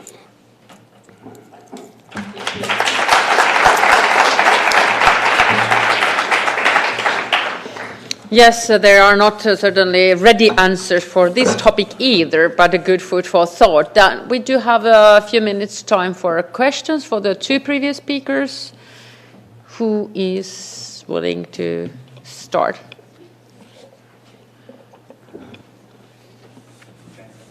So, to be honest, I got some two. Okay. Yep. There is some two voice point of it if you're talking about robot. Especially the first one, as an enterprise, they choose to introduce robots. So let's be honest, it's just for making some more profits and benefits. But the second voice point is as based on a worker. If every company decides to put some new robots, how should he do to find a job? Because an enterprise, if the concurrents decide to put some robots, there is some. They are going to create some. Let's see again. They're going to create some unfair competition towards workers. So, do you think it's going to be? Where is the moral about this? Because to be honest, I can find an answer of it based on some two voice points.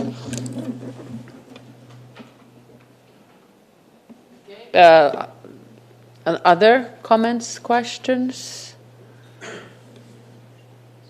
I'm curious to know if there is like anywhere more detailed thinking or trials or something that we could compare as the taxation on, because for me it's a taxation on robots, taxation on automatization, taxation of machines or whatever, but then I really think the taxation of capital, ownership, how to own, because and this is only a tiny blue thought what I shared with one enthusiastic robot author in Finland, that why do we not think more that if there is like 100 workers in the factory, then they buy ABB robot, then is it only the ABB owner who buys the robot? Could it be that 100 workers reduce their working hours from 40 to 35 hours a week, but they own 1% or 0.5% of that robot, and APP owns 90%.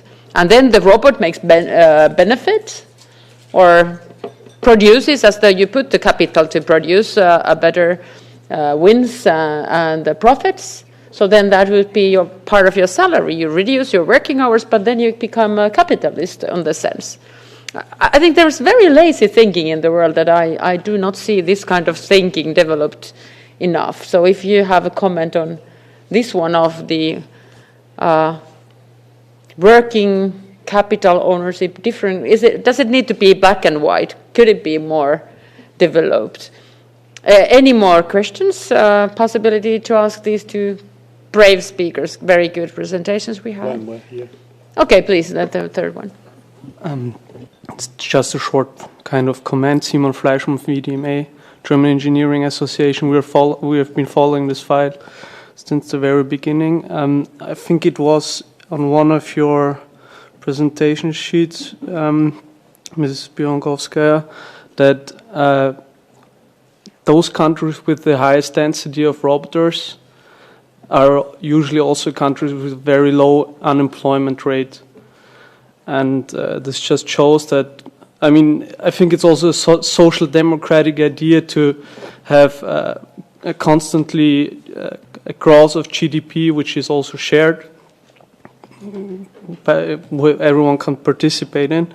And when we look in these countries which are open for technologically development, they are much, how to say, they're able to have also lower unemployment rates and have also more skilled employees with high skills. So I think at the end there is of course a question of capacity, but the solution is not kind of to, from our perspective, kind of put the burden on robotics, on automated systems by taxation or in any other way, but to find solutions how to share this wealth, which we for sure can gain from robotization. So that's just a thought.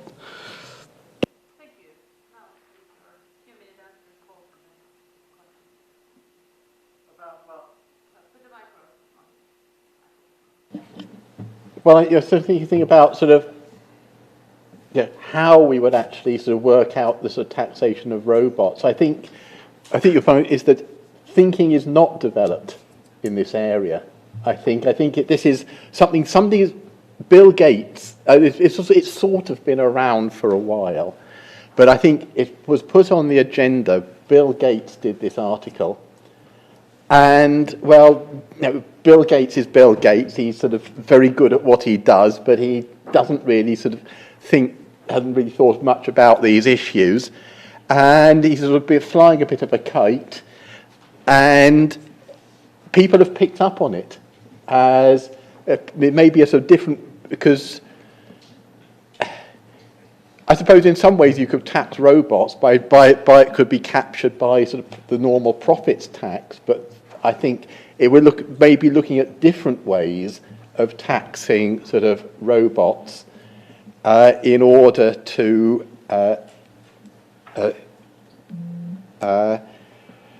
sort of prevent tax avoidance, and also it may only be a short-term thing, because I think one of the things is allaying the fears, because I picked up in your point particularly that countries with high density of robots have very low unemployment. If it turns out that there's absolutely no problem, then we may not actually need to tax robots for that reason. But it still might be a good idea if it stops people, is one effective way of stopping people shifting profits offshore. So there might be a number of reasons, and the idea of sort of compensating people might not actually be necessary, but there might be sort of other reasons of counteracting tax avoidance. But as I say, that it's still at a very early stage. So on the unemployment argument of robotics adaptation and low levels of unemployment, the countries that you were referring to, Japan, Korea, China, they might have low levels of unemployment, but they have very much of a high level of precarious jobs, of non-standard forms of jobs, and of all that, and that is very well known. So I wouldn't make the connection there of robotics use and low levels of unemployment. There is no correlation in that if robots are introduced, it leads to higher levels or it maintains the same levels of employment. There is no such explanation. The low levels of unemployment in those countries are very much criticized by the OECD, by the ILO, by many, if you look at the quality of employment in those countries. So with that being said, in Europe, certainly you have an advantage of, in certain countries, of having labor standards and maintained, let's say, and of having more stable employment markets, which doesn't mean that you need to put a burden on robotics, what you said, but, and this relates to the first question possibly, if you introduce robots, there needs to be standards in doing so. And this can be done through technical agreements at the company level when it comes to design, when it comes to introduction. If there is something like this in place, it doesn't mean that workers are displaced by robotics. It just means they have altered roles in the company or they're being sent to training, etc. And then it's fine. Then it's good that a machine is introduced that takes up certain tasks that might have been burdensome, that might have been very physical or whatever it is. So this is a good thing. But if robots are being introduced like it's being done, for instance, by Foxconn in China, a country that was shown on the slide with higher robot intensity and lower unemployment, certainly, they just replaced workers completely. They just introduced full robotic factories without any standards in place. and all the workers have been dismissed. Now in China you have other than methods to find something to do for those people, which wouldn't be the case here in Europe, because it's just not as managed, obviously. So there are other examples like Toyota, who did the same, who had a factory where they put robotic and machine to human operational systems in, but they decided to keep all the workers because they decided they needed them to operate the machines and to keep the managerial level going. So there are different, it's also up to the company to a certain extent to make such decisions, and up to then policymakers to impose certain standards and to to demand responsible business conduct from such companies and to impose such standards. Very briefly on tax, because the OECD is working on that, so that's why we are following it. I'm not an expert on taxing robots, but I would say that it might be more realistic to look at taxing digital economy companies, obviously data, which very much relates to the operation of robots and of robotics. So and discussions on intellectual property rights when it comes to inequality and the diffusion of wealth and gains from the digital economy. So I think there the solutions are much more tangible in a sense than to already start talking about taxing robots. Thank you so much. My pleasure to thank you and thank for the audience on this part. We will continue. Thank you, Mir-Peter. Thank you for contributing to discussion. We are very good in time, so we will have a very short break, and then we will have the new formation here on the podium. So 3 minutes break. So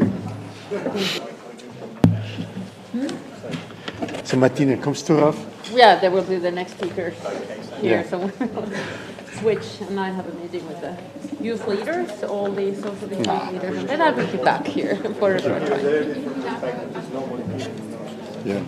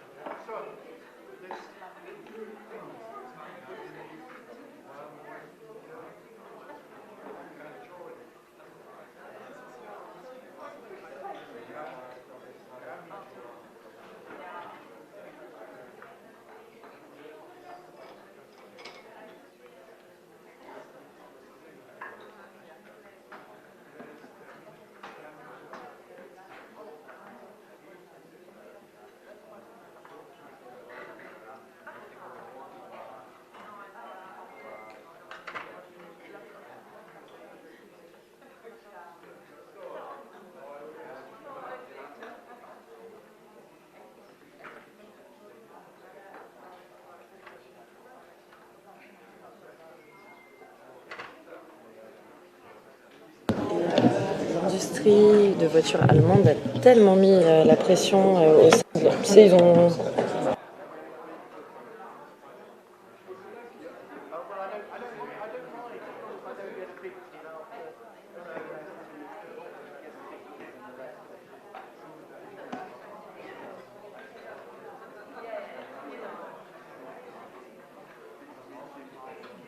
Um die Folien zu wechseln.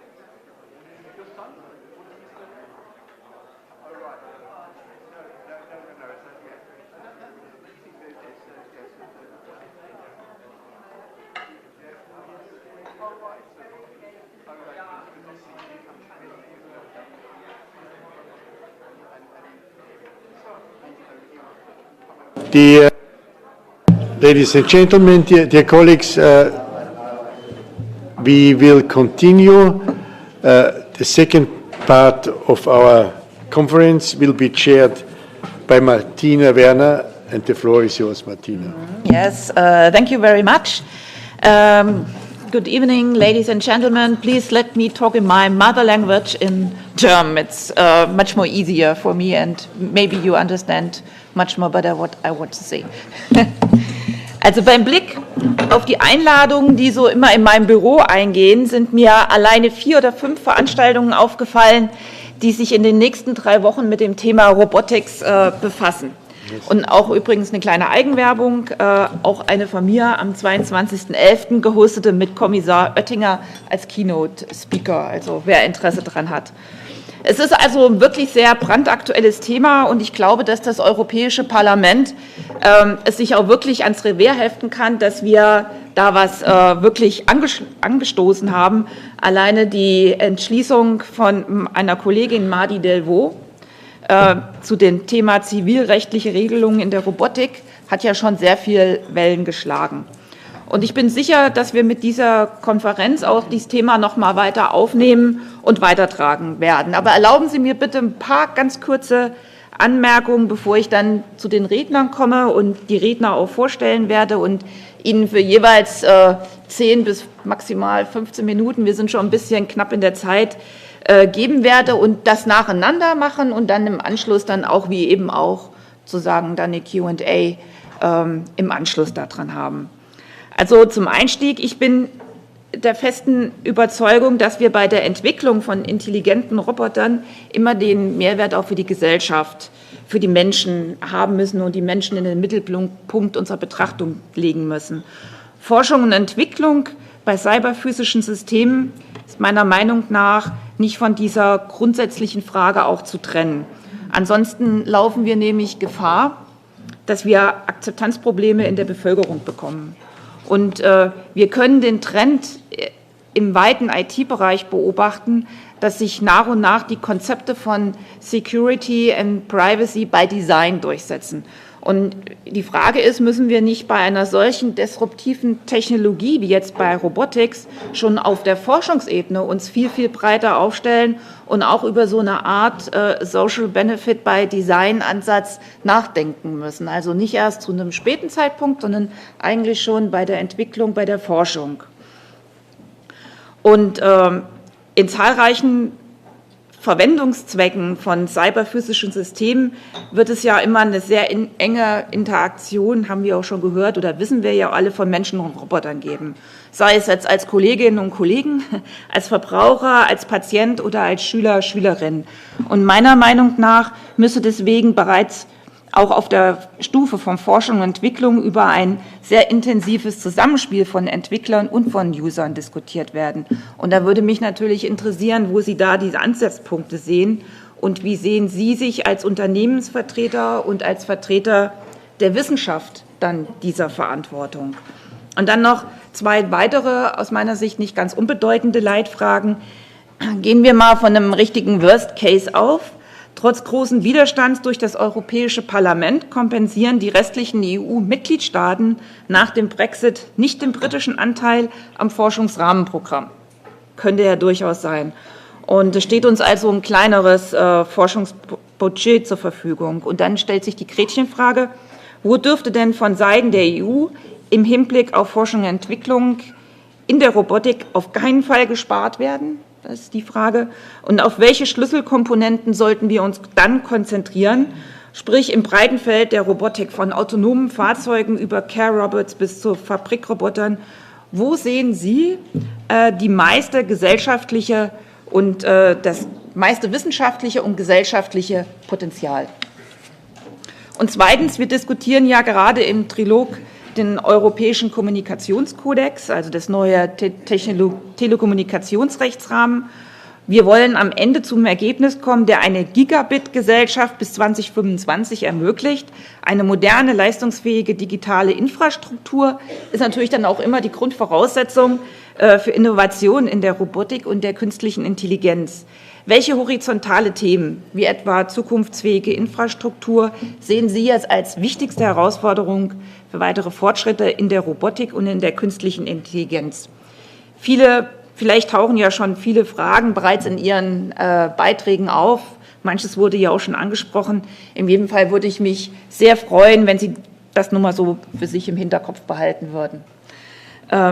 Ja, dann würde ich Sie jetzt gern vorstellen und wir hatten uns geeinigt, als erstes der Arno Strütgen wird seinen Vortrag halten.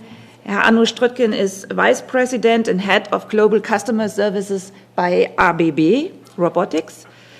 Dem Unternehmen sind Sie seit mittlerweile 23 Jahren treu. Das hat man ja heute auch sehr selten, dass jemand so lange bei einem Unternehmen bleibt.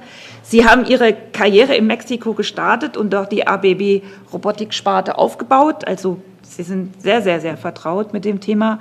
Und danach hatten Sie verschiedene Aufgaben in Deutschland, in der Schweiz und Spanien. Und von Ihrer jetzigen Tätigkeit haben Sie als General Manager bei ABB Robotics Spanien gearbeitet. Sie haben von Ihrer Ausbildung her einen Master in Business Administration und vom renommierten International Institute for Management Development in Lausanne. Soweit zu Ihnen. Jetzt wissen wir es, mit wem wir es zu tun haben, und dann bin ich gespannt auf Ihren Vortrag. Vielen Dank für die Einladung und die Einführung. Thank you very much for having me here today. It is a pleasure to share some of my thoughts. I'm a big believer in technology. I love technology, and as you see, I've been almost 25 years in working with robotics and different technologies. And as was said before, I think that you cannot see robotics isolated from all the other technologies that are now in the room and that we hear every day, which is big data, machine learning, so on. So everything is for sure connected, and the most benefits come if you have this ecosystem that works well together.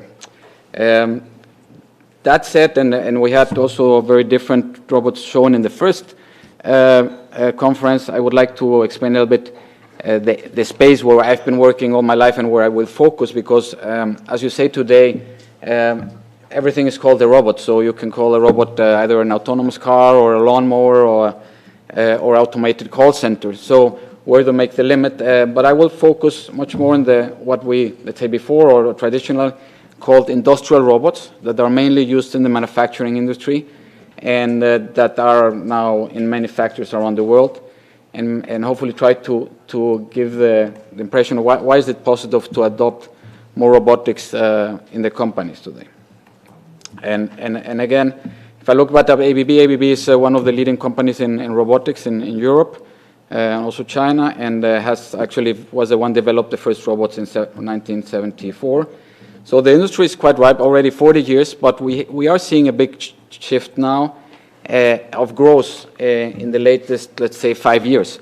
If we look at the global economy, the growth compared to robotics, we see that robotics has been growing in the last years in double digit, and the estimation is that for the next 5 years continues to grow 15 to 20%. So there's a big, not only a big hype, but also something happening in the market, and we see a big advances. I said before, we see that Asia is growing the fastest with 19%. This was figures from IFR, Industrial Federation of Robotics, from 2016.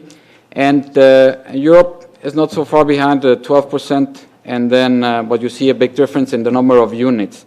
And then we have America, which is trailing ahead in the growth, but close to the number of units. And the reasons why different countries adopt different technologies, or the pace might different. Maybe in China, and someone mentioned Foxconn, is they're having trouble sometimes finding people and maintaining people, or when they find them to maintain, the rotation is very high.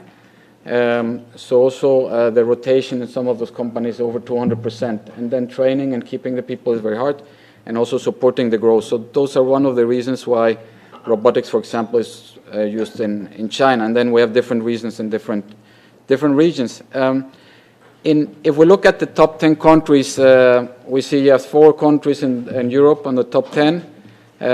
I think what is a little bit, I'm not worrying, but what we have to check is that China is already 4 times the sales last year in China, were 4 times the sales in Germany. And you see, of course, the big difference in the growth percentage, where we see China growing at almost 30% in the last years. And this is not only international players like ABB that are present, and we were present since a long time in China, but also mainly a lot of Chinese competitors that have started because the Chinese government has a clear mandate to develop and in their 2025 strategy to make robotics one of their key technologies. So there's a lot of support and over 20 Chinese companies building up and gaining market share as well in China. And we know as well that one of our major competitors in Europe, a German company, was acquired recently by a Chinese company. So it's also a risk of losing the technology here in Europe. So again, if we look a little bit where the robots are used, and giving you a little bit the taste of the applications, mainly in this manufacturing industry, we see that robots are used in many different industries. But for sure, where robotics started was, or got the impetus was in the automotive industry, basically because of large scale, very repetitive, very exact, and also very tedious jobs such as welding and so on, painting with fumes and so on.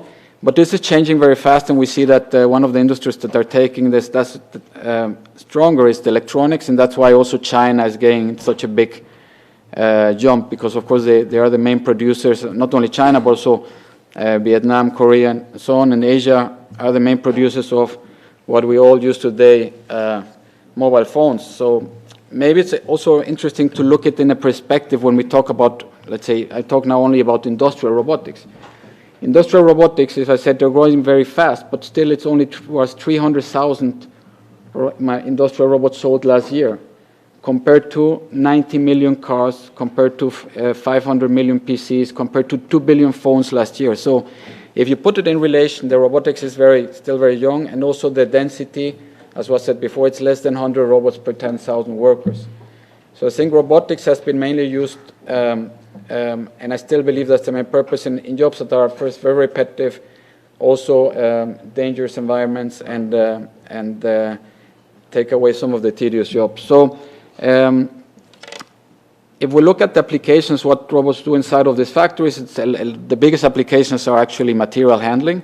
So basically moving a part from one stage to another, machine tending, putting some parts into machines. The other biggest, and maybe that's due to automotive industry, is welding. So welding is the second biggest application.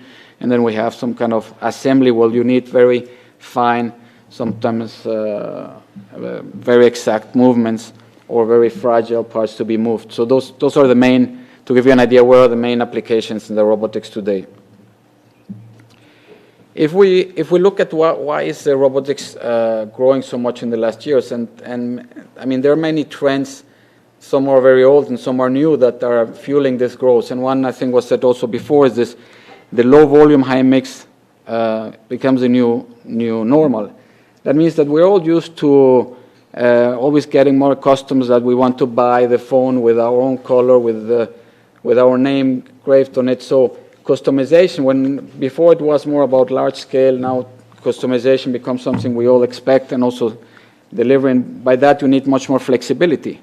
So flexibility is one of the drivers, because robots can be reprogrammed to do one task and then another task, and maybe take different variants, even compared to the automation that we have before, which was, let's say, fixed automation. Of course, the high cost of downtime is always the fight for productivity, and in highly intensive capital factories. Of course, one in the automotive industries, I normally hear the word when one of our robots stands still, they threaten us to say, well, 1 minute downtime in automotive factory is probably costs like 20,000 euros. So, and there might be different figures playing around, but still the cost of downtime is very high, and that is playing in there. And then, of course, the rising labor costs and talent shortages that we see in a lot of industries. If we look a little bit more in detail then, for example, in economy of scales, I think I mentioned it, mass customization is coming everywhere. We like to be able to configure the products in the internet by a click of the button, get it next day to our door, and this is felt that you need much more flexibility in your ARC, which is the collaboration with the Commission, which was mentioned before in the beginning. We have about 250 members, and it is actually together with the Commission we have set up the biggest robotics civil problem in the world. The management is done. We have a person, and I have the pleasure to lead as Vice President of Research, the research side, and the industry side is led by, of course, by somebody from industry. Robots are obviously everywhere. We are here, that's why we're talking about it, and I was this morning in another session, and there is something else going in the Netherlands today. Robotics is very hot, not for nothing, because it is going to change the way we work, we live, and we operate. The world market is rapidly changing, and the growth is, as it was said before, I'm going pretty quick so that we'll have some time for space for discussions, is in double digits. Indeed, China, as was also mentioned before, is growing very, very fast. But do not forget that a lot of the technology and the wealth which has been generated, is going to be generated worldwide, is thanks to European innovation. The driving cars was mentioned before. Well, one of the leaders of the Google project that brought Google where they are is Sebastian Thrun, which is, a German guy who's been in the community, robotics community, for a long time. So we in Europe, we have been leading this for a long time. We are still leading, and we should prevent that somebody else take the lead. So it's very important that we are very active in communicating about it. The market has been mentioned before. I think it's very important to think, of course, as people here are aware, not only the industrial robotics, but the service robotics, which is booming. I mentioned the other session another very project that I'm involved myself. We had a spin-off in our lab. You may have seen is this robotic bird that can basically scare other birds at airports, and it's unique in the world. It is European, and have you ever thought that you would have a robotic bird preventing? No, this is really new innovation that robotics is bringing to us. The market is divided in various sectors, and we're trying with the robotics and together with the Commission to shape it and keep the leadership in it. And of course you have to think, when you think about robotics, not only about the robots. There are the technologies that can be used from other fields or can deploy to other fields. There are the robot itself, the object we actually develop, and the services that get around it. Because, of course, with robots and machines, there will be new services that will take place. And one thing that I was mentioning before, that was mentioned by one of the previous speakers, also these services, the big Googles of our time, it's exactly the issue. How do they generate the wealth that they have just by using information? Okay, and these services, once you have it there, they generate data and information. So we have to think it in a complete global context.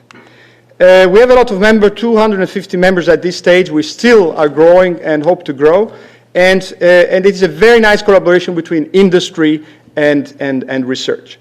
The way this Spark actually was born is a cooperation between the Commission and EU Robotics, which is the private side. And the history that has started many years ago actually in FP5 with the setting up of an academic network, Euron 1, then Euron 2 came to be, and the industry started and created another association which actually unified industry in robotics. The nice thing is that eventually we joined forces together, and that was the initial start of EU Robotics, which eventually broke to the public-private partnerships which we signed with the European Commission, and that has become Spark, which is recognized in the world and then from the very start. We generate a strategic research agenda and a multi-annual roadmap where we report all our activities and innovation.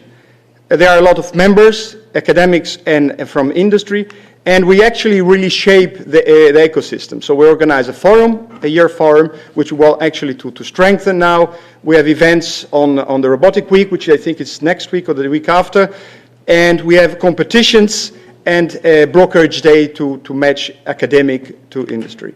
We advise the commissions on how to go, and the communication has been very fruitful, very pleasant, and very productive. We have a lot of topic groups of different kind, and not only technical, but also handling ethics, for example. And we extend and we sunset groups depending on the evolution of the field itself. We have identified the way to work by looking at what actually is needed from the various domains that I mentioned before, and what actually technology has to offer in order to create ability for the technology. And as said before, we have generated the strategic research agenda and the multi-annual roadmap.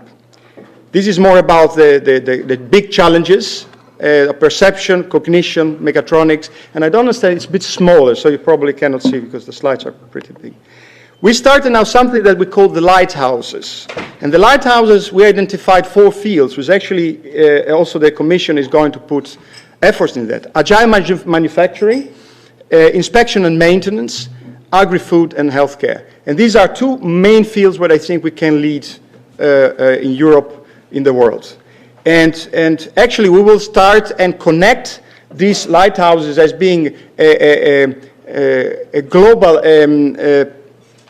efforts together with efforts that the Commission is starting in the digital agenda like pilots and digital innovation hubs. And we are starting now specifically with the health care lighthouse, and we will follow with the other.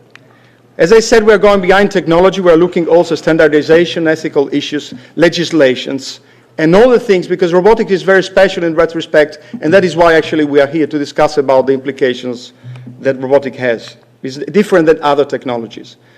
Getting to a conclusion, we have a very strong community that links academia and industry, and we work behind technology, as I said just now, and we really try to have a public outreach. I think that the image of robotics in the media is absolutely wrong. You know, I get very irritated sometimes when you see certain programs on the media that give a completely wrong image of what robotics can do, and as a consequence of that, people get scared. And so actually at the international level, I'm involved in the governmental forum of IEEE, which is the biggest technical society in the world, and we want to take big actions to make a big public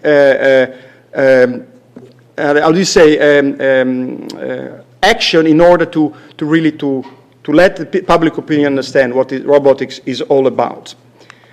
What next? Well, connecting the citizens by doing this kind of actions, building on the success we had, and maximizing the impact. We have an opportunity here, we have not a threat, and we should, as a European community, do our best in order to match everything and all the ingredients which are necessary, which is not only technology, but it is also policies, ethical issues, and certainly legislation. Thank you very much for your attention.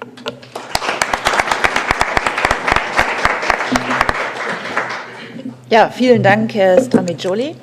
Danke für Ihren sehr engagierten Vortrag. Ich denke, da werden auch noch einige Fragen aufkommen. Und wir kommen jetzt zu unserem nächsten Redner. Ich stelle ihn mal kurz vor, das ist Herr Stefan Miklitz. Er arbeitet als technischer Direktor des Google-Teams Identify, Privacy and Security in München.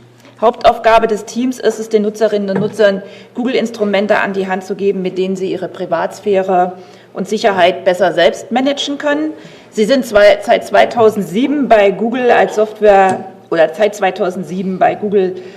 Softwareingenieur eingestiegen und arbeiten seit 2009 in dem Team, das Sie jetzt auch selbst leiten. Sie haben einen Mastertitel der TU München in Computerwissenschaften und haben vorher, bevor Sie bei Google angefangen haben, noch in einigen anderen Softwarefirmen gearbeitet. Bitte schön. Dankeschön, vielen herzlichen Dank. I'm going to do my presentation in English. Thank you for the introduction. As you said, I have a team in Munich that works on transparency and control, user trust.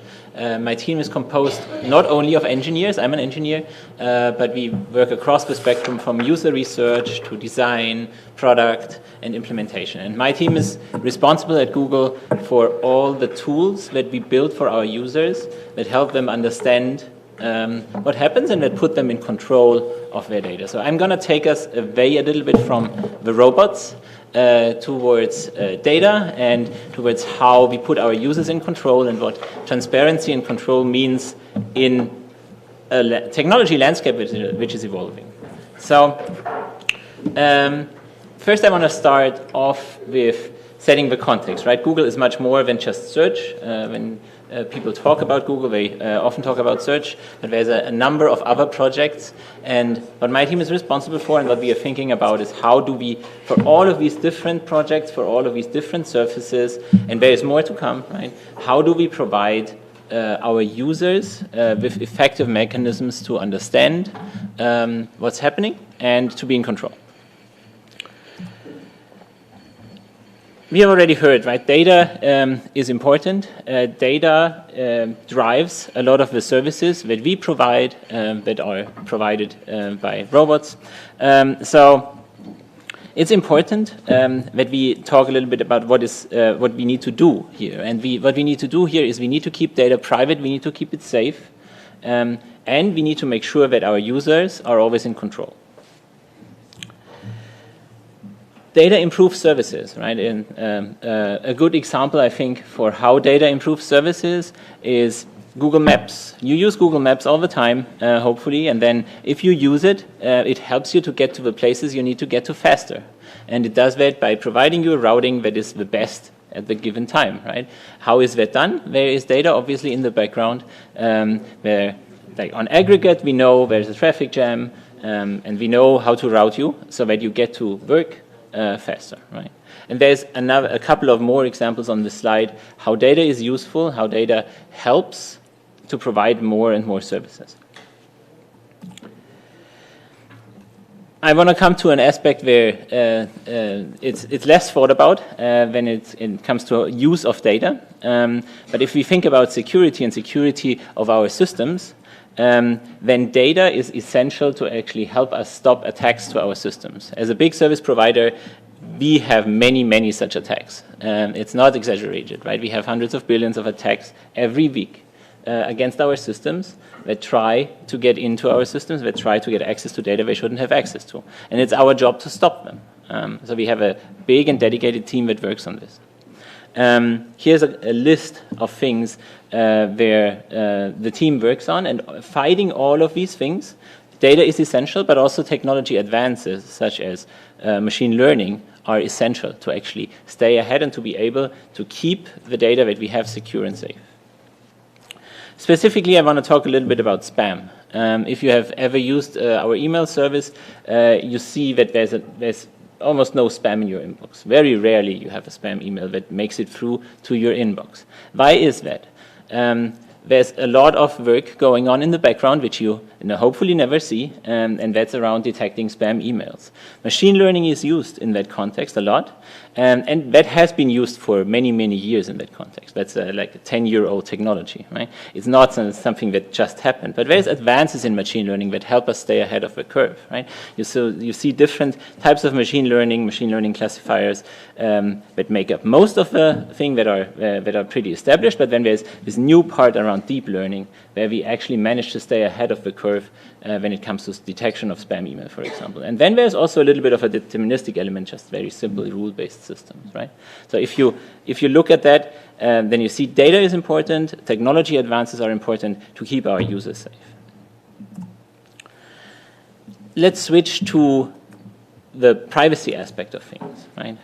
What is our privacy program about, and how is that related to technological advances, and does that still hold when we talk about technological advances? One of our basic principles at the company has always been focused on the user, and everything else will follow. So putting the user in control is the most important aspect of our work.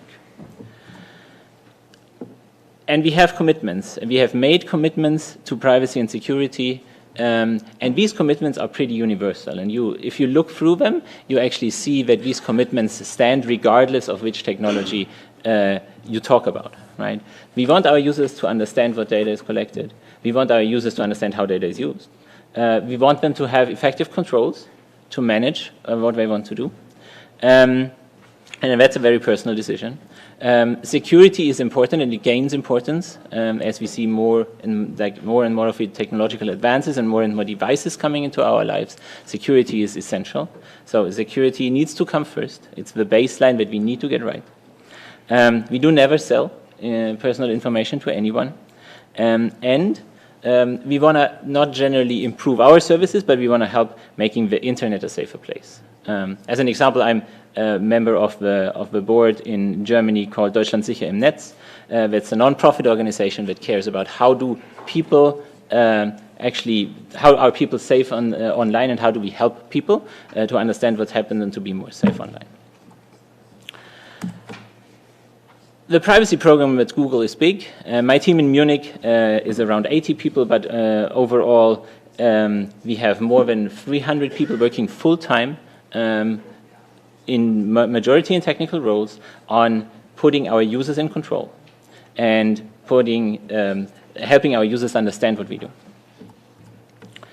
And when we go one step further from the principles that I've outlined, these four basic sets of work items are the one which we are working on: choice, transparency, control, security. And if you look at these four items, there's nothing in there that suggests that with the advancements in any type of technology, may it be machine learning, robotics, the combination of everything, that we cannot uphold these principles. And that's the work that we are set out to do. So thank you very much.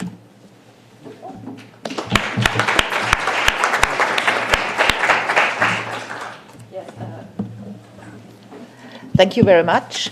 Are there any questions? Okay. Yeah, here. Where? Ah, yes, over there. Does it work? Yeah. I would have a question for Mr. Stramijoli, because you mentioned that the picture that the media it's let's say selling about robotics, it's wrong.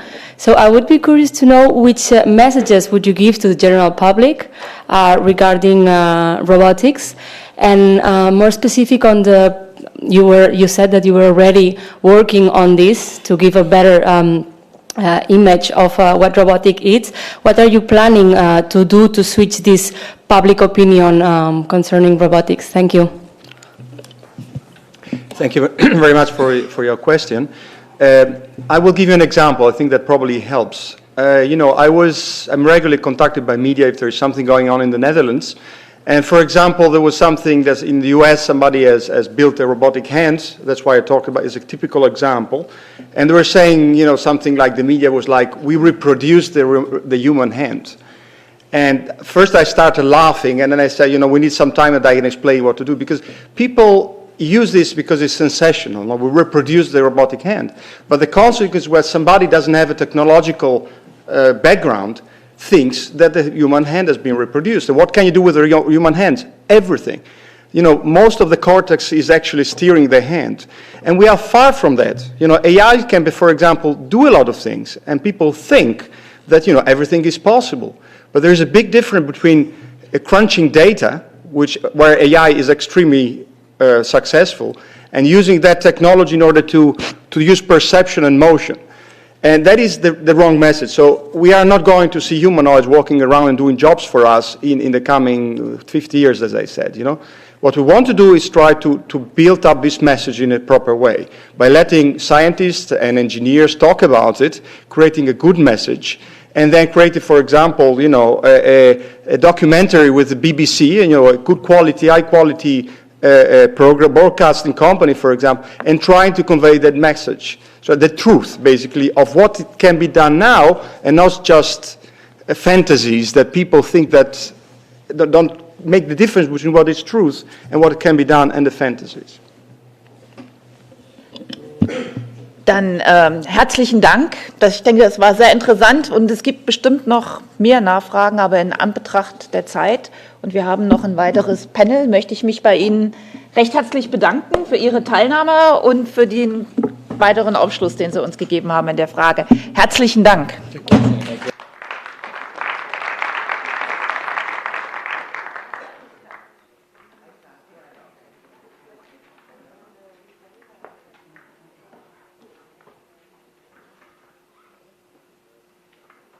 Dann von unten, ja.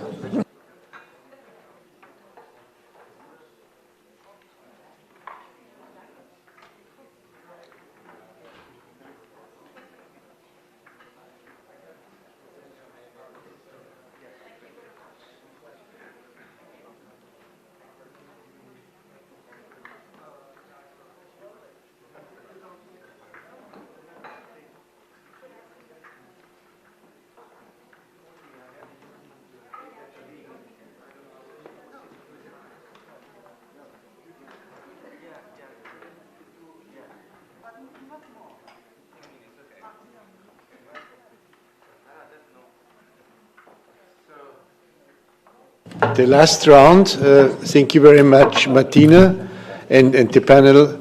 And we're coming to the last round. Madi Delvaux will chair. And as it looks now, we are very, very, very good in time. So I hope you can. I think we are short in time, but you can continue like this. So thank you. The floor is yours. Our third panel. After listening to industry, which was very interesting to know what is possible in robotics and where is the success, we come to the third panel, which is very vast. It's access to data, privacy, cybersecurity, regulatory framework, liability. So I don't think we can cover all the topics with our three speakers.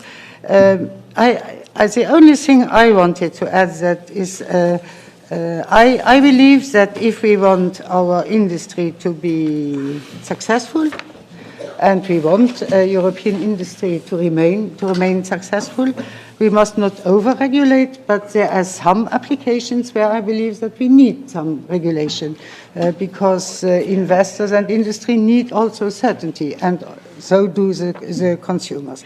But I will not make the conclusions before the debate. So our first speaker is Giovanni Shafto. He is a part-time professor in legal informatics at the University of Bologna and part-time professor in legal informatics at the European University Institute of Florence.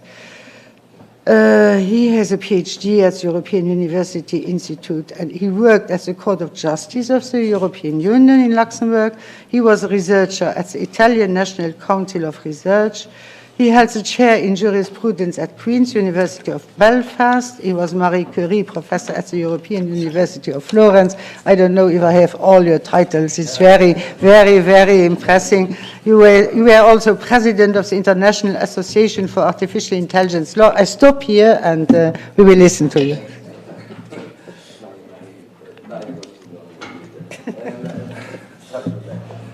So, in my presentation, I will present some... Mike, please. Sorry. I will present some legal issues pertaining to robots. I will shortly discuss robot law, what it means, what are these issues, and then focus a bit on autonomous robots. I appreciated very much the reality check that came, especially for the last speaker, but I will make also some futuristic hypothesis, just to anticipate future issues. So, as we all know, AI is booming, and the same for robotic, as we learned from the last presentations.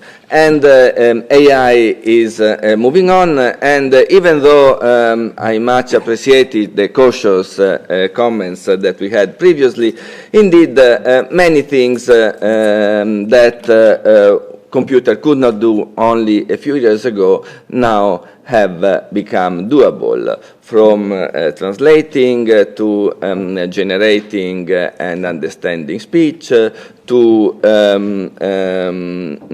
guiding autonomous cars, playing ping pong, and so on and so on.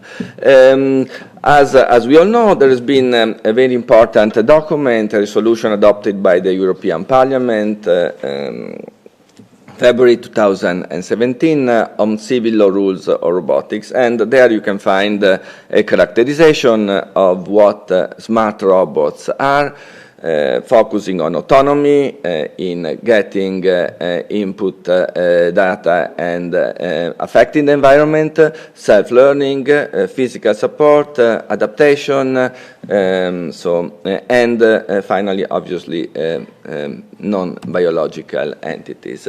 And some very interesting and shareable, I would say, suggestions on robot liability. So the idea of having compulsory insurance schemes to cover damages, maybe set up a compensation fund, general one, having limiting the liability of developers, deployers, users of robots, having a cap possibly, not limiting the kind of damages, but rather the amount to be paid, having a general fund, registration number, so that identification is possible, and a connection to the fund, to the users, is also possible. And finally, some more futuristic perspective on electronic personality for robots. Another important document where robots meet the law, I think, is the General Data Protection Regulation, which includes no explicit reference to robots, but a number of interesting issues emerge that we will have to address in the next, very soon, I think, in the next years. So, do robots, for instance, when a robot has a camera and it faces a person, is a processing of personal data taking place? And then secondly, who is the controller? Who is defining the purpose and the means of this processing? Is the user, the deployer of the robot, or is it, to some extent, one may argue, the robot itself, to the extent that the robot is making such determinations, or if it is the user, to what extent his processing extends given the autonomy of the robot. And then the issue of privacy on security by design and by default, which is one of the core novelty provided by the GDPR. How do they apply to robots? What architecture and constraints are needed for robots to respect privacy and data protection? How to embed such ideas in the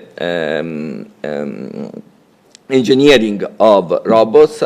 How to maintain security, which is also a very challenging task, data security with regard to data being processed by robots. And then there is also the issue of decision-making by robots. There is, in the GDPR, there is a right not to be subject to solely automated decision, which would also apply to choices being made by a robot, maybe even elementary choices, whether to make or not to make a contract, whether to allow or not to allow somebody to enter a facility, and so on.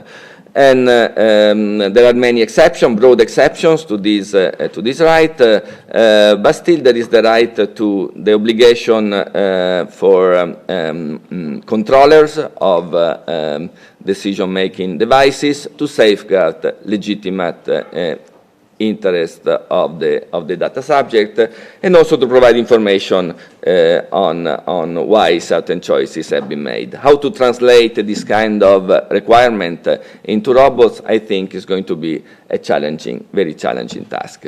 But let me say something more general about the law of robots. Why there has been a discussion on why robots are different There has been a vast debate on ICT law in the last years.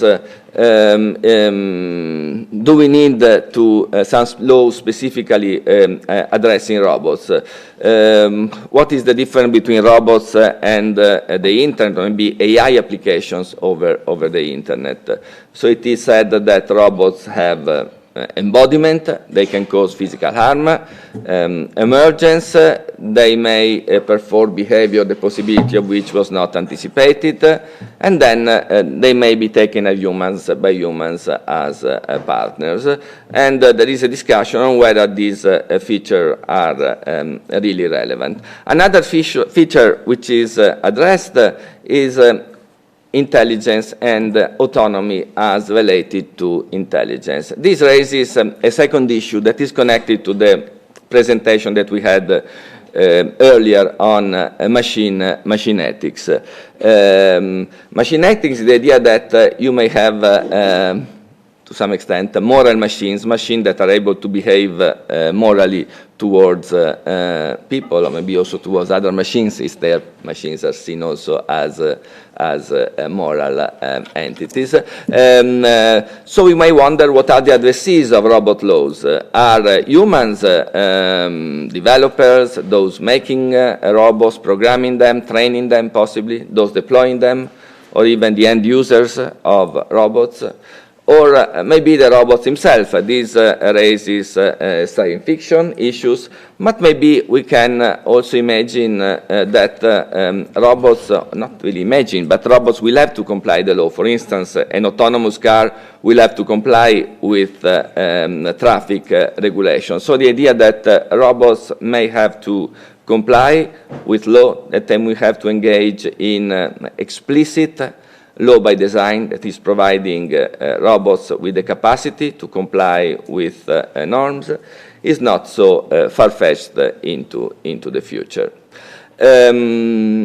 What is the specific of robot law? I think that when we speak of autonomous robots, we may consider that they have the capacity to make certain factual assessment and then making decisions on what to do under these conditions. An autonomous car must have an awareness of what is happening on the street and make choices on what to do, what to avoid, what path to take under such conditions. And robot law should indeed address the fact that some degree of autonomy may have, that robots may have some degree of autonomy, and also capturing the connection between who deploys a robot and including also who designs and uses the robot. This relation should be addressed to some extent by robot law in order to allocate liabilities and legal changes consequent to the use of robots. I go quickly over these slides. Obviously, some robots are non-autonomous. Then we have various robots exhibiting some limited degree of autonomy, and then we have the science fiction perspective we got used to through movies, and that maybe will become actual in a few decades, as we heard. And autonomous weapons is a domain where robotic autonomy is being already deployed. What shall I say about autonomy? Not much, but it is, I view it as a scalable capacity, merging at least 3 dimensions. So the capacity to operate independence meant as the capacity to operate in a real-world environment without any external control. This is from Becky. Capacity to learn to some extent, to compensate for partial or incorrect prior knowledge, and then also to have a kind of internal cognitive architecture, capacity to perceive the environment and to react to it on the basis also of the internal states of the robot itself. We may wonder to what extent existing robots exhibit this kind of features. I go quickly over the characterization of autonomy since I want to have little time and I want to focus more on the legal issues. So autonomy in cognition, capacity to adapt, to learn from the environment, and then also in certain cases I think we can also have systems that are able to track certain aspects of the environment, have objectives, select actions, and maybe also obey to constraints of requirement over their objectives and plans. And okay, you can imagine, for instance, this kind of dialogue taking place with an autonomous vehicles, and you see that we can indeed ascribe to the vehicle attitudes of various kinds on the basis of which we explain the vehicle's behavior. So I think that we should view the relation between the user or the deployer of a robot and the robot itself also in legal terms as a kind of delegation through which somebody assigns a task to the robot, does not pre-select the determination that the robot will have to do in order to achieve that task. For instance, a car, you give the mission to reach a destination, you don't pre-select all the choices that are going to be done to get to that destination. And so the failure to anticipate the details of those choices is no real limitation, but is rather a feature of the use of autonomous systems. Let me go now to see what is the legal implications of what I have been saying so far. Even without personality, robots can do a lot of activity that is meaningful for the law. Obviously, they cannot have rights and duties on their own. They cannot perform actions affecting their own rights and duties. For instance, they cannot have liabilities, and they cannot make contracts for themselves. But still, they can perform actions that trigger legal effect upon their deployers, liabilities in particular, make contracts also when so delegated. And we may wonder whether we really need robots with legal personality. Let me go quickly, now I have too many slides, about the particular kinds of liabilities that robots may have. There may be, can there be criminal conduct by a robot? Yes, why not? A robot conduct could be a crime in case if it were accomplished by a person. So a robot may be directed to commit a criminal action, such as killing a person, destroy a facility where humans are present. For instance, we can imagine easily that an armed robot may exercise lethal force to an intruder exactly for the purpose of stopping the intruder itself. Or we may have a case when a robot engages in a behavior we would be negligent if done by humans. What shall we say under this kind of conditions?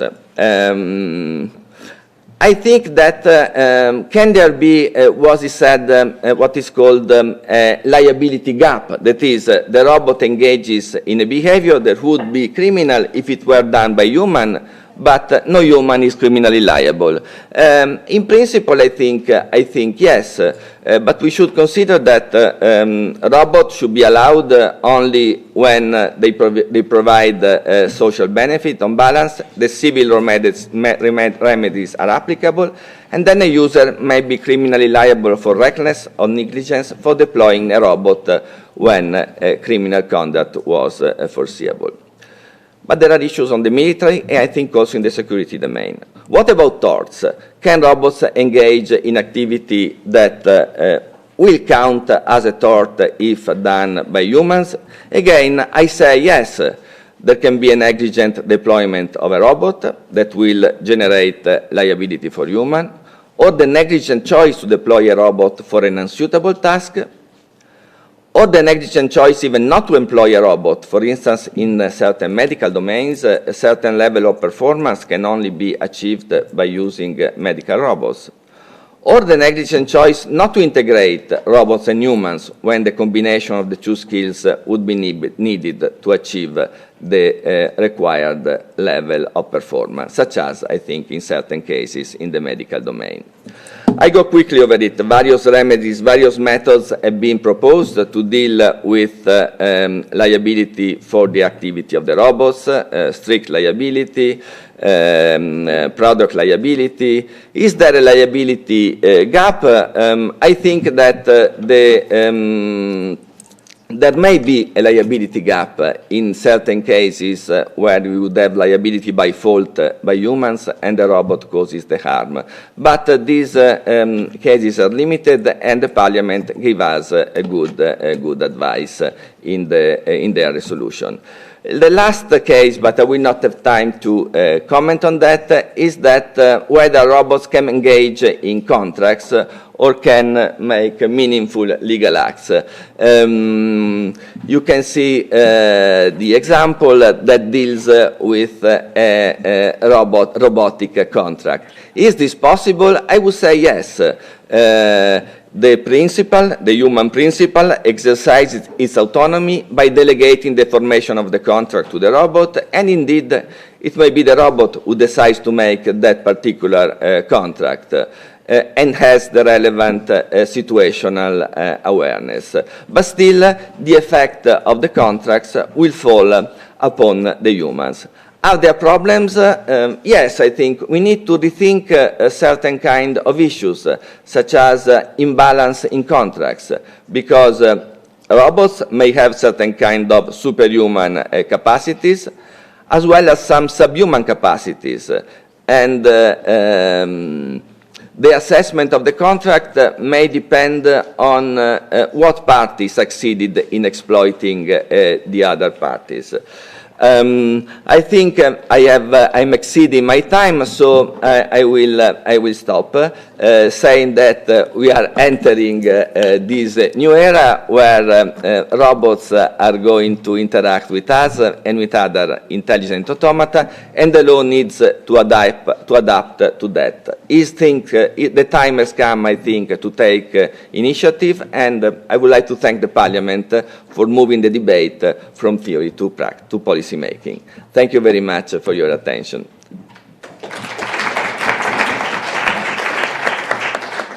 Thank you very much, Mr. Shafto. I'm sorry that we are short in time because the issues are very complicated and we certainly need further debates, but I will, without any further intervention, invite Michaela Köller to take the floor. She is Director General of Insurance Europe and Secretary of the Global Federation of Insurance Associations. You worked in Brussels for 25 years, but not only in insurance, you were also in pensions, but I will save time, and but you are a very important partner if we want to deploy, for instance, autonomous cars on our roads, and we have to we need a partner like insurance. So we will listen to you. Well, thank you very much. Thank you for inviting us. I think it's a very interesting topic, and my starting point would be that when we talk about robotics, and I thought really this afternoon showed that very clearly, we talk about a lot of different things. And we have a number of very different examples seen already in the presentations this afternoon. Autonomous vehicles, drones, smart homes. So there is a vast variety. When you look at it from an insurance perspective, what we want to make sure is that everyone is protected. And we look at it, in fact, from two perspectives. The first perspective is an insurer covering a consumer.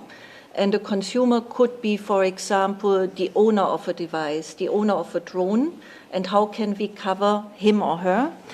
Or we look at it from the perspective of an insurer covering a manufacturer that puts in place a certain new technology, and now this technology, as we have just heard, can react in various ways.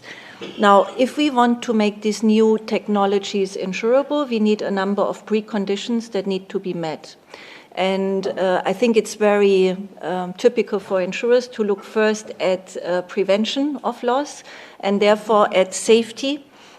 And for us, a very clear starting point is that we need to make sure that we have safe products in the market. And I come to that maybe also later on a little bit more in detail. The second point that we need to look at is, do we have relative certainty about the cause of the defect? For example, when we talk about new technologies, there are a number of possibilities that we need to consider. Is the defect in the hardware? Is the defect in the software? Is the defect maybe appearing because the owner of the hardware software was negligent in terms of updating software? Is the defect a result of a hack? And depending on where you come from and how this defect have actually materialized, the liability situation can be vastly different. And then in the end, what we also need from an insurance perspective, and that is a bit in opposite to my to the speaker beforehand, is we need a relatively stable legal environment, because we need to develop these products now, and if we are confronted with a vastly changing legal environment, it will be harder for insurers to put things in place. We also need to look at what will happen when these conditions are not met. And maybe it is also important to note that insurance is a highly regulated industry. We are subject to prudential rules, Solvency II. So if we are operating or providing cover for in an insecure environment, it means we are exposed to higher risks, we have to pay capital for these higher risks, and that obviously has an impact on insurability and pricing of these risks. So that is something that we need to bear in mind. So what can we do to increase insurability? So we need to make, to focus on safety by design when we really put these products in the market. We need to have in-depth research about the sources of the defects and no hasty changes in the legal environment. And now maybe to illustrate the point, I want to go to a couple of examples. Autonomous vehicles, you mentioned that. So what will happen? Right now we have compulsory third-party motor insurance, and what it does is it essentially makes sure that when an accident happens, then the victim of this accident is always compensated. Now, when we move now to higher degrees of automation, connectivity, what will happen is, and that is, by the way, based on the Motor Insurance Directive. So when we move to these higher levels of autonomous vehicles, the Motor Insurance Directive will continue to remain in place. It will still make sure that we compensate every victim of a road traffic accident, independent of the cause. But what will happen is that we can seek recourse from the manufacturer who has put this vehicle or the technology on the market. So it's not something that the victim of the accident will see, but that will take place basically behind the scenes. Now, when you look at other technologies, again, we are confronted with vastly different situations. You have autonomous lawnmowers, you have drones, you have robots that are, for example, performing surgery.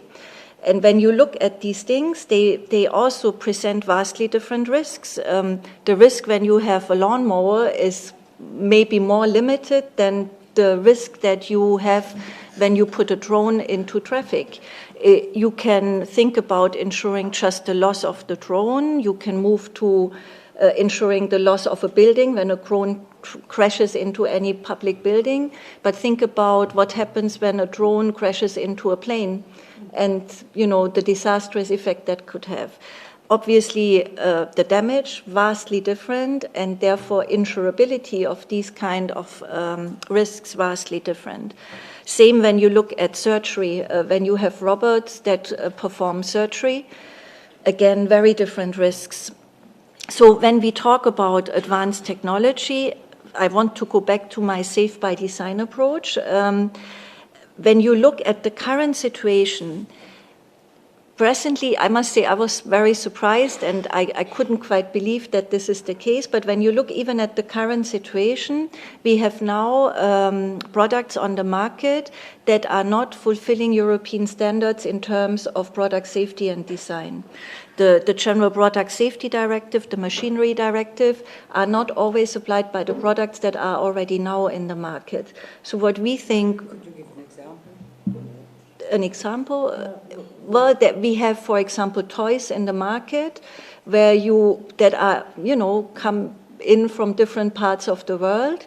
And when you have a child looking at it, the color can come off. That is clearly not adhering to safety standards that we have established in the European Union, but they circulate. And we know that when you look at the insured cases, that these are often and frequently then the cases where defects happen and where cases appear that then provide or trigger basically the need for compensation. So when we go to new technologies, obviously we need to make very sure that these new technologies that come in are subject to our safety standards. We have ENISA, the new cyber security body that will develop now ICT certification. We have also the European Commission's Joint Research Center that is looking to develop some sort of a one-stop shop where they will essentially list products that have turned out to be not safe or that have displayed some malfunction. So in the future, you could imagine that clients or consumers that want to purchase a product, they can check there to see whether this product has a history of malfunction. But, for us, when you want to insure something, the safer the product is that you put originally on the market, the easier it is to insure it. At the end of the day, maybe the last point is also to talk about compulsory insurance. It was raised a number of times. You have raised it in your report. I think it is very important to recognize that compulsory insurance only works when a number of criteria are met. Also, it is easier to have compulsory insurance at national level, by far easier than trying to do that at European level, simply because the liability regimes, the national liability regimes across Europe are vastly different. And the way we look at some of the liability assessments is vastly different. So the preconditions that need to be met is availability of claims data. I go to cyber again. We do not have sufficient access to data breaches. We don't know exactly. All this will only come in through GDPR and the NIS directive next year. This is not yet available. We do not have access to that. So to assess a cyber risk without knowing what is the breach, the data breaches, is very difficult. Then we need a level of standardization to do compulsory insurance, and we need the insurance capacity. We have, by the way, developed a leaflet that I think is available in the room, an inside briefing that explains more details. I know we have a very limited time, so I think I will stop here, and if you have questions, happy to respond to it.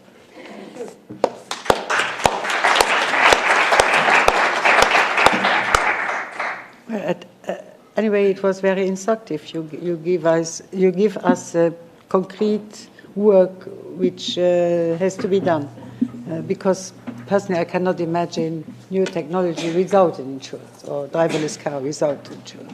But now we will. I will give the floor to Hans Groh. He credited in law, but also in IT. He worked as a research assistant at the Catholic University of Louvain before becoming a lawyer at the Bar of Brussels, and he's a co-founder of an IT lawyer firm. Your team is very highly ranked, and I see that you participated in a large number of international ICT policy studies for the European Commission and European agencies. So I think you will have very interesting things to tell. Thank you. Good evening, everybody. So indeed, one of the main reasons why I'm here this evening is because we recently also did a study for the European Commission on access to data and liability for robotics and the Internet of Things. The presentation that I have this evening is not a presentation of that study, but obviously it does draw from elements that we've learned there, as well as from things that we've seen in the market ourselves as a law firm.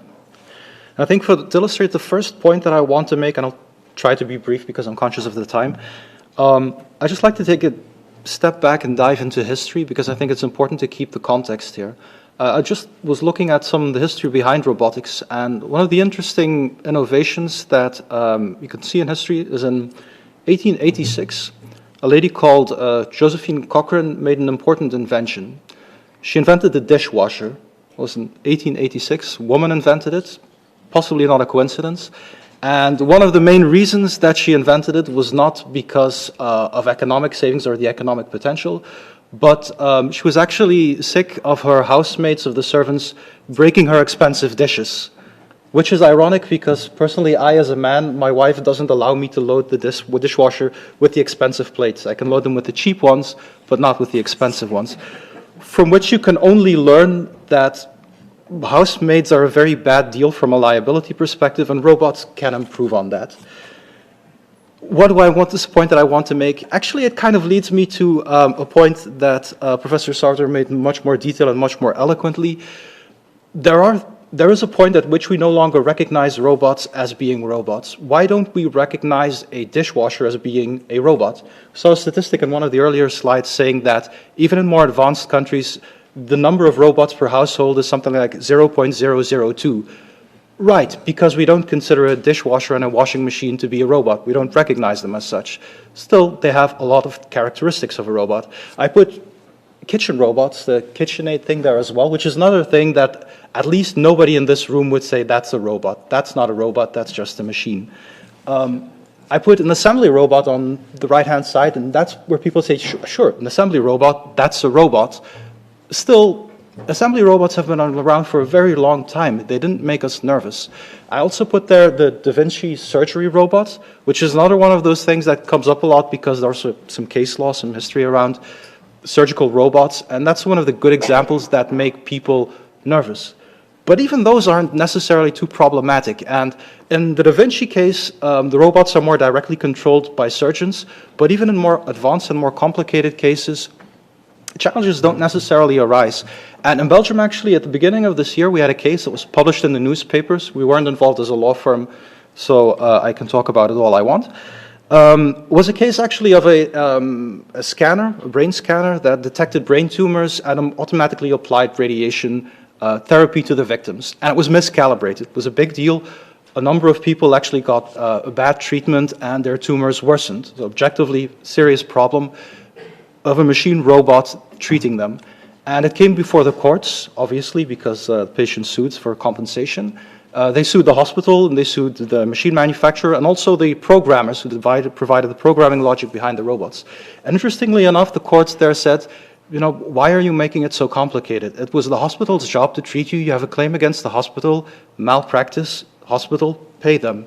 We're not going to worry about what the liability was for the robotics provider. That's a contractual issue between the hospital and the robot manufacturer. It's important, it's clear, it's not a big deal that we need to very much worry about. The stuff that we are worried about is the non-deterministic robots, which Professor Sartor described more as autonomous robots. I personally like the concept of non-deterministic robots better because it explains more and effectively why we're scared of them. It's because for the other ones on the top of the row, we know what the inputs are, they're predictable, they work in a specific context, we understand the controls. The non-deterministic ones is where we're not entirely sure what kind of inputs they're going to get and what kind of decisions that they're going to make. So, you know, the self-flying drone delivery services, cars are an example of that. To some extent, even the lawnmower robots. Your lawn is not the same as mine. We're not entirely sure what will happen. I actually have more confidence in that since I saw a dog playing with a lawnmower robot, and they both seem to enjoy it. So apparently it's not such a huge risk. But it's important to realize that we're playing with a very different spectrum here. We've had robots for a very long time. The non-determinism is growing, and that's the part where risks arise. So I'm here to talk more about what kind of the legal issues are. I wanted to focus on two aspects: the liability issues and the data protection issues. And I think right off the bat, it's worth saying that indeed, even for existing robots, we have regulations that work. We have Product Liability Directive, General Product Safety, Machinery Directives, the entire family of the new approach directives on toy safety. Those have standards that need to be observed, and those can apply to robot products as well. I also don't think that we have a problem that the robots need to bear any kind of liability themselves, because it's also very tricky to do. As a lawyer, I know, and you also know, liability means that you can sue somebody for money, for damages. That means that in order to sue a robot, you need to give them money somehow. You need to put money behind that, otherwise liability of a robot doesn't really help you very much. That doesn't mean that it cannot possibly work. I put the logo there from the last time we faced this kind of issue, which was the 16th century when we invented the company, in a nutshell. That's a logo there from the East Indies trading company, one of the first, not the first, but one of the first companies. That's when we invented the concept of, have a company, establish a company, put capital into that, and then the company can be directly liable. You could do the same thing with robots. I'm not convinced that it's a good idea, but you could indeed have a register with robots who are endowed with capital, who are underwritten, so that you can indeed hold robots directly liable. I don't think it's necessary, but it is a possibility. The bigger challenges that we have are linking defects and faults that might occur, attributing them to a specific human or to a specific company to determine where was the fault occur and who has to be held liable for that. And we have a number of outdated concepts in our legislation that don't really work very well with non-deterministic robots. And product safety is all about, for instance, finding out what kind of safety you are entitled to expect as a user, as a consumer, as a citizen. What are you entitled to expect from a robot that can learn from itself, that can modify its own behavior, that can evolve to match its environment? We don't know, and we don't really have any rules for establishing that. We also know that these robots tend to work in very complex environments. They interact with each other, with other citizens, with people, with devices. We don't know exactly how that's going to work. One of the popular examples is self-driving cars. That's definitely going to happen. I'm sure that it will. And as soon as it happens, we'll have very safe cars, and we'll have idiots who will be jumping in front of self-driving cars because that will be the cool game and they will want to put a video on YouTube. Do we need to design our self-driving cars to be able to deal with that scenario? What goes wrong there? Where do you place the liabilities there and the responsibilities? We also have to make sure that, we have to understand that very often the robots, the devices themselves are not the issue. Actually, typically they aren't. It's the way they are programmed. The surgical robot example from the case in Belgium that I gave is a great one. The robot was perfectly fine. The software that was loaded onto it was the problem. That creates a transparency issue. We, as citizens, will never be able to find out whether the problem was the device itself or the software or the cloud platform that was supposed to connect to, or even a fault in your internet connection. Right now, that's a very complicated exercise. Only experts might be able to find it out, but we won't. And that's a very different story for my kitchen robot. If my kitchen robot breaks down, I know what doesn't work. It's the kitchen robot. That's a very different situation with the self-driving car. So that's for the liability part. Data protection is also tricky. I think actually the main message here is that I'm personally kind of happy with the way the GDPR deals with this. I think it's a very good technology-neutral legislation. It's very good at promoting risk awareness, risk assessment, and taking appropriate measures.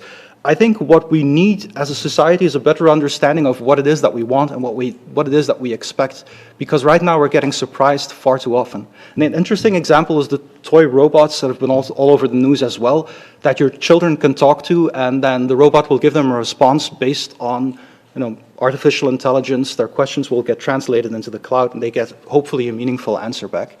Or same kind of robots that essentially work as phones that allow kids to talk to their parents. That's great, we all love them, but we also know that this means that our children are being listened to when they have this toy around. We don't actually know what their data, what their conversations, where that's going to go and how that's going to be used. And we have a myriad of cases where this is going to come up with robotics. I put automated number plate recognition here. That's something that's coming up. Fingerprint recognition. When I bring my child to my daycare in the morning, they have a fingerprint scanning system. I can't get into the building anymore without having my fingerprint scanned. CCTVs, we're getting used to being monitored all the time. Robots, in order to be able to interact with our environments, are going to be filming everything all the time. Are we okay with that? We can regulate that from a privacy perspective. It already falls under the GDPR. The tricky issue is that as a society, we don't agree yet to the extent that this is a good idea. We don't know yet how to apply those rules. That's a discussion we need to have. That's not a legal problem. That's not a regulatory problem. That's a societal issue. And then just closing points, just brainstorming a little bit what might be the gaps and how can we fix those, how can you address those. Like I said, I'm not a huge fan actually of having direct liability of robots. I'm actually not even a huge fan of trying to target robots specifically with legislation because it creates bad incentives. What I mean by that is companies are going to try to argue that they are the dishwasher or the kitchen aid and not self-driving cars. They will try to wiggle out of the definition of robots, and I'm sure everybody on this panel has had the experience. It's infernally difficult to come up with a definition of robot that is acceptable and that doesn't create bad negative impacts. What you could do, and it's just a couple of small suggestions, is have stricter liability rules for products in general that have what I've called here an elevated risk profile. So basically those would be any kind of products that create additional risks to their environment because of lack of bounds in their behavior. Lack of bounds meaning because they are geographically unrestricted, they can move around at will without any person controlling them, or because they can learn different things depending on what happens to them without any appropriate thresholds for that. There you can have additional requirements. For instance, the requirement to have a black box logging the activities, logging the interactions, just putting cautions on the device indicating that, you know, we don't know what this device is going to do. You might want to keep an eye out for it, or mandating insurance for a commercial use of that. That would be one option. We also put regulatory sandboxing here. You need to be able to experiment with these kinds of devices. Some countries already do that. They allow experimentation. They temporarily suspend the rules in order to allow these kinds of robots to be tested. We don't do that at the European level, and that's a recipe for disaster. If we're going to have self-driving cars, please let's make sure that they can drive all over the EU and that they don't stop at a border because they say, I haven't been tested here. We need to start doing regulatory sandboxing, testing these devices at the European level. Better practices for safety assessment and certifications has been mentioned, so I won't go back into that. And one last thing that I wanted to mention is for these kinds of robots, or my preferred approach, products with an elevated risk profile, you could also mandate the use of risk assessments, basically following what the GDPR does, saying you can produce these, you can bring them to the market, but you have to conduct, as a manufacturer, a risk assessment, or as a service provider using these devices, a risk assessment, identifying what the main problems are, what damages could occur, what ethical challenges could occur as well, risk for discrimination, risks of unfair treatment, lack of transparency, and what you've done to mitigate those. Require those even, I mentioned here, to even publish those or extracts of those so that people know what they're buying into. And I think these are relatively small fixes that don't, require fundamental overhauls of the legal system, but that might be successful in mitigating some of these issues.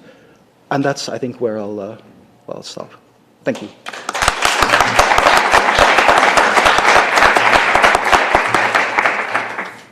Thank you for this very impressive presentation. I have already Mr. Stramigioli who wants to ask a question.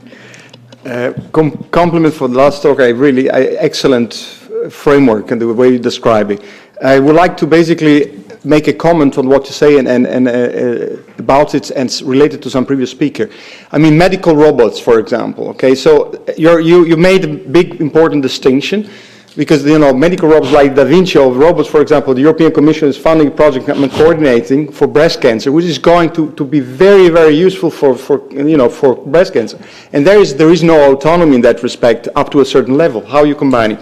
The thing I want to say is determinism, which is related to my second slide I gave, is the fact that AI is not determinism, is what kind of freedom you leave in your autonomy before you actually have actions that can autonomously intervene to prevent that it goes further. So AI cannot predict that, right? AI you cannot predict it, but you can use watchdogs based on proper physics that basically supervise that, and when something goes wrong, brings the system in a kind of safe state. And those are the law of Alzheimer's, if you wish, on a micro scale. Thank you for these remarks. I am very sorry, but we can continue the discussion with some wine. Because I would like to thank the interpreters because they stop at 6:30. So thank you for the very, very interesting panel. And I give you have 1 minute left. Well, I want to thank everybody. I think it was an intense and informative afternoon until the evening, and we have much feed for thought for the next weeks and months to come. I think one resume is we should not be pessimistic or fearful. I believe we should release this issue from being captive in Fantasyland. It's not something for Fantasyland, it's something for reality. So we should put it back on its feet. And I think this was the first attempt to do that. In our digital working group, we are trying this. There will be a next, maybe interesting event for you on the 7th of December on social implications of digital economy. This is around the same topic, so if you are interested, please feel free to come. So thank you very much for everybody who took part in these discussions, who contributed, especially the speakers, and of course the S&T staff. Václav Murs and Mayor Murphy did a great job, so thank you very much, and now you're invited for some or many drinks. Thank you.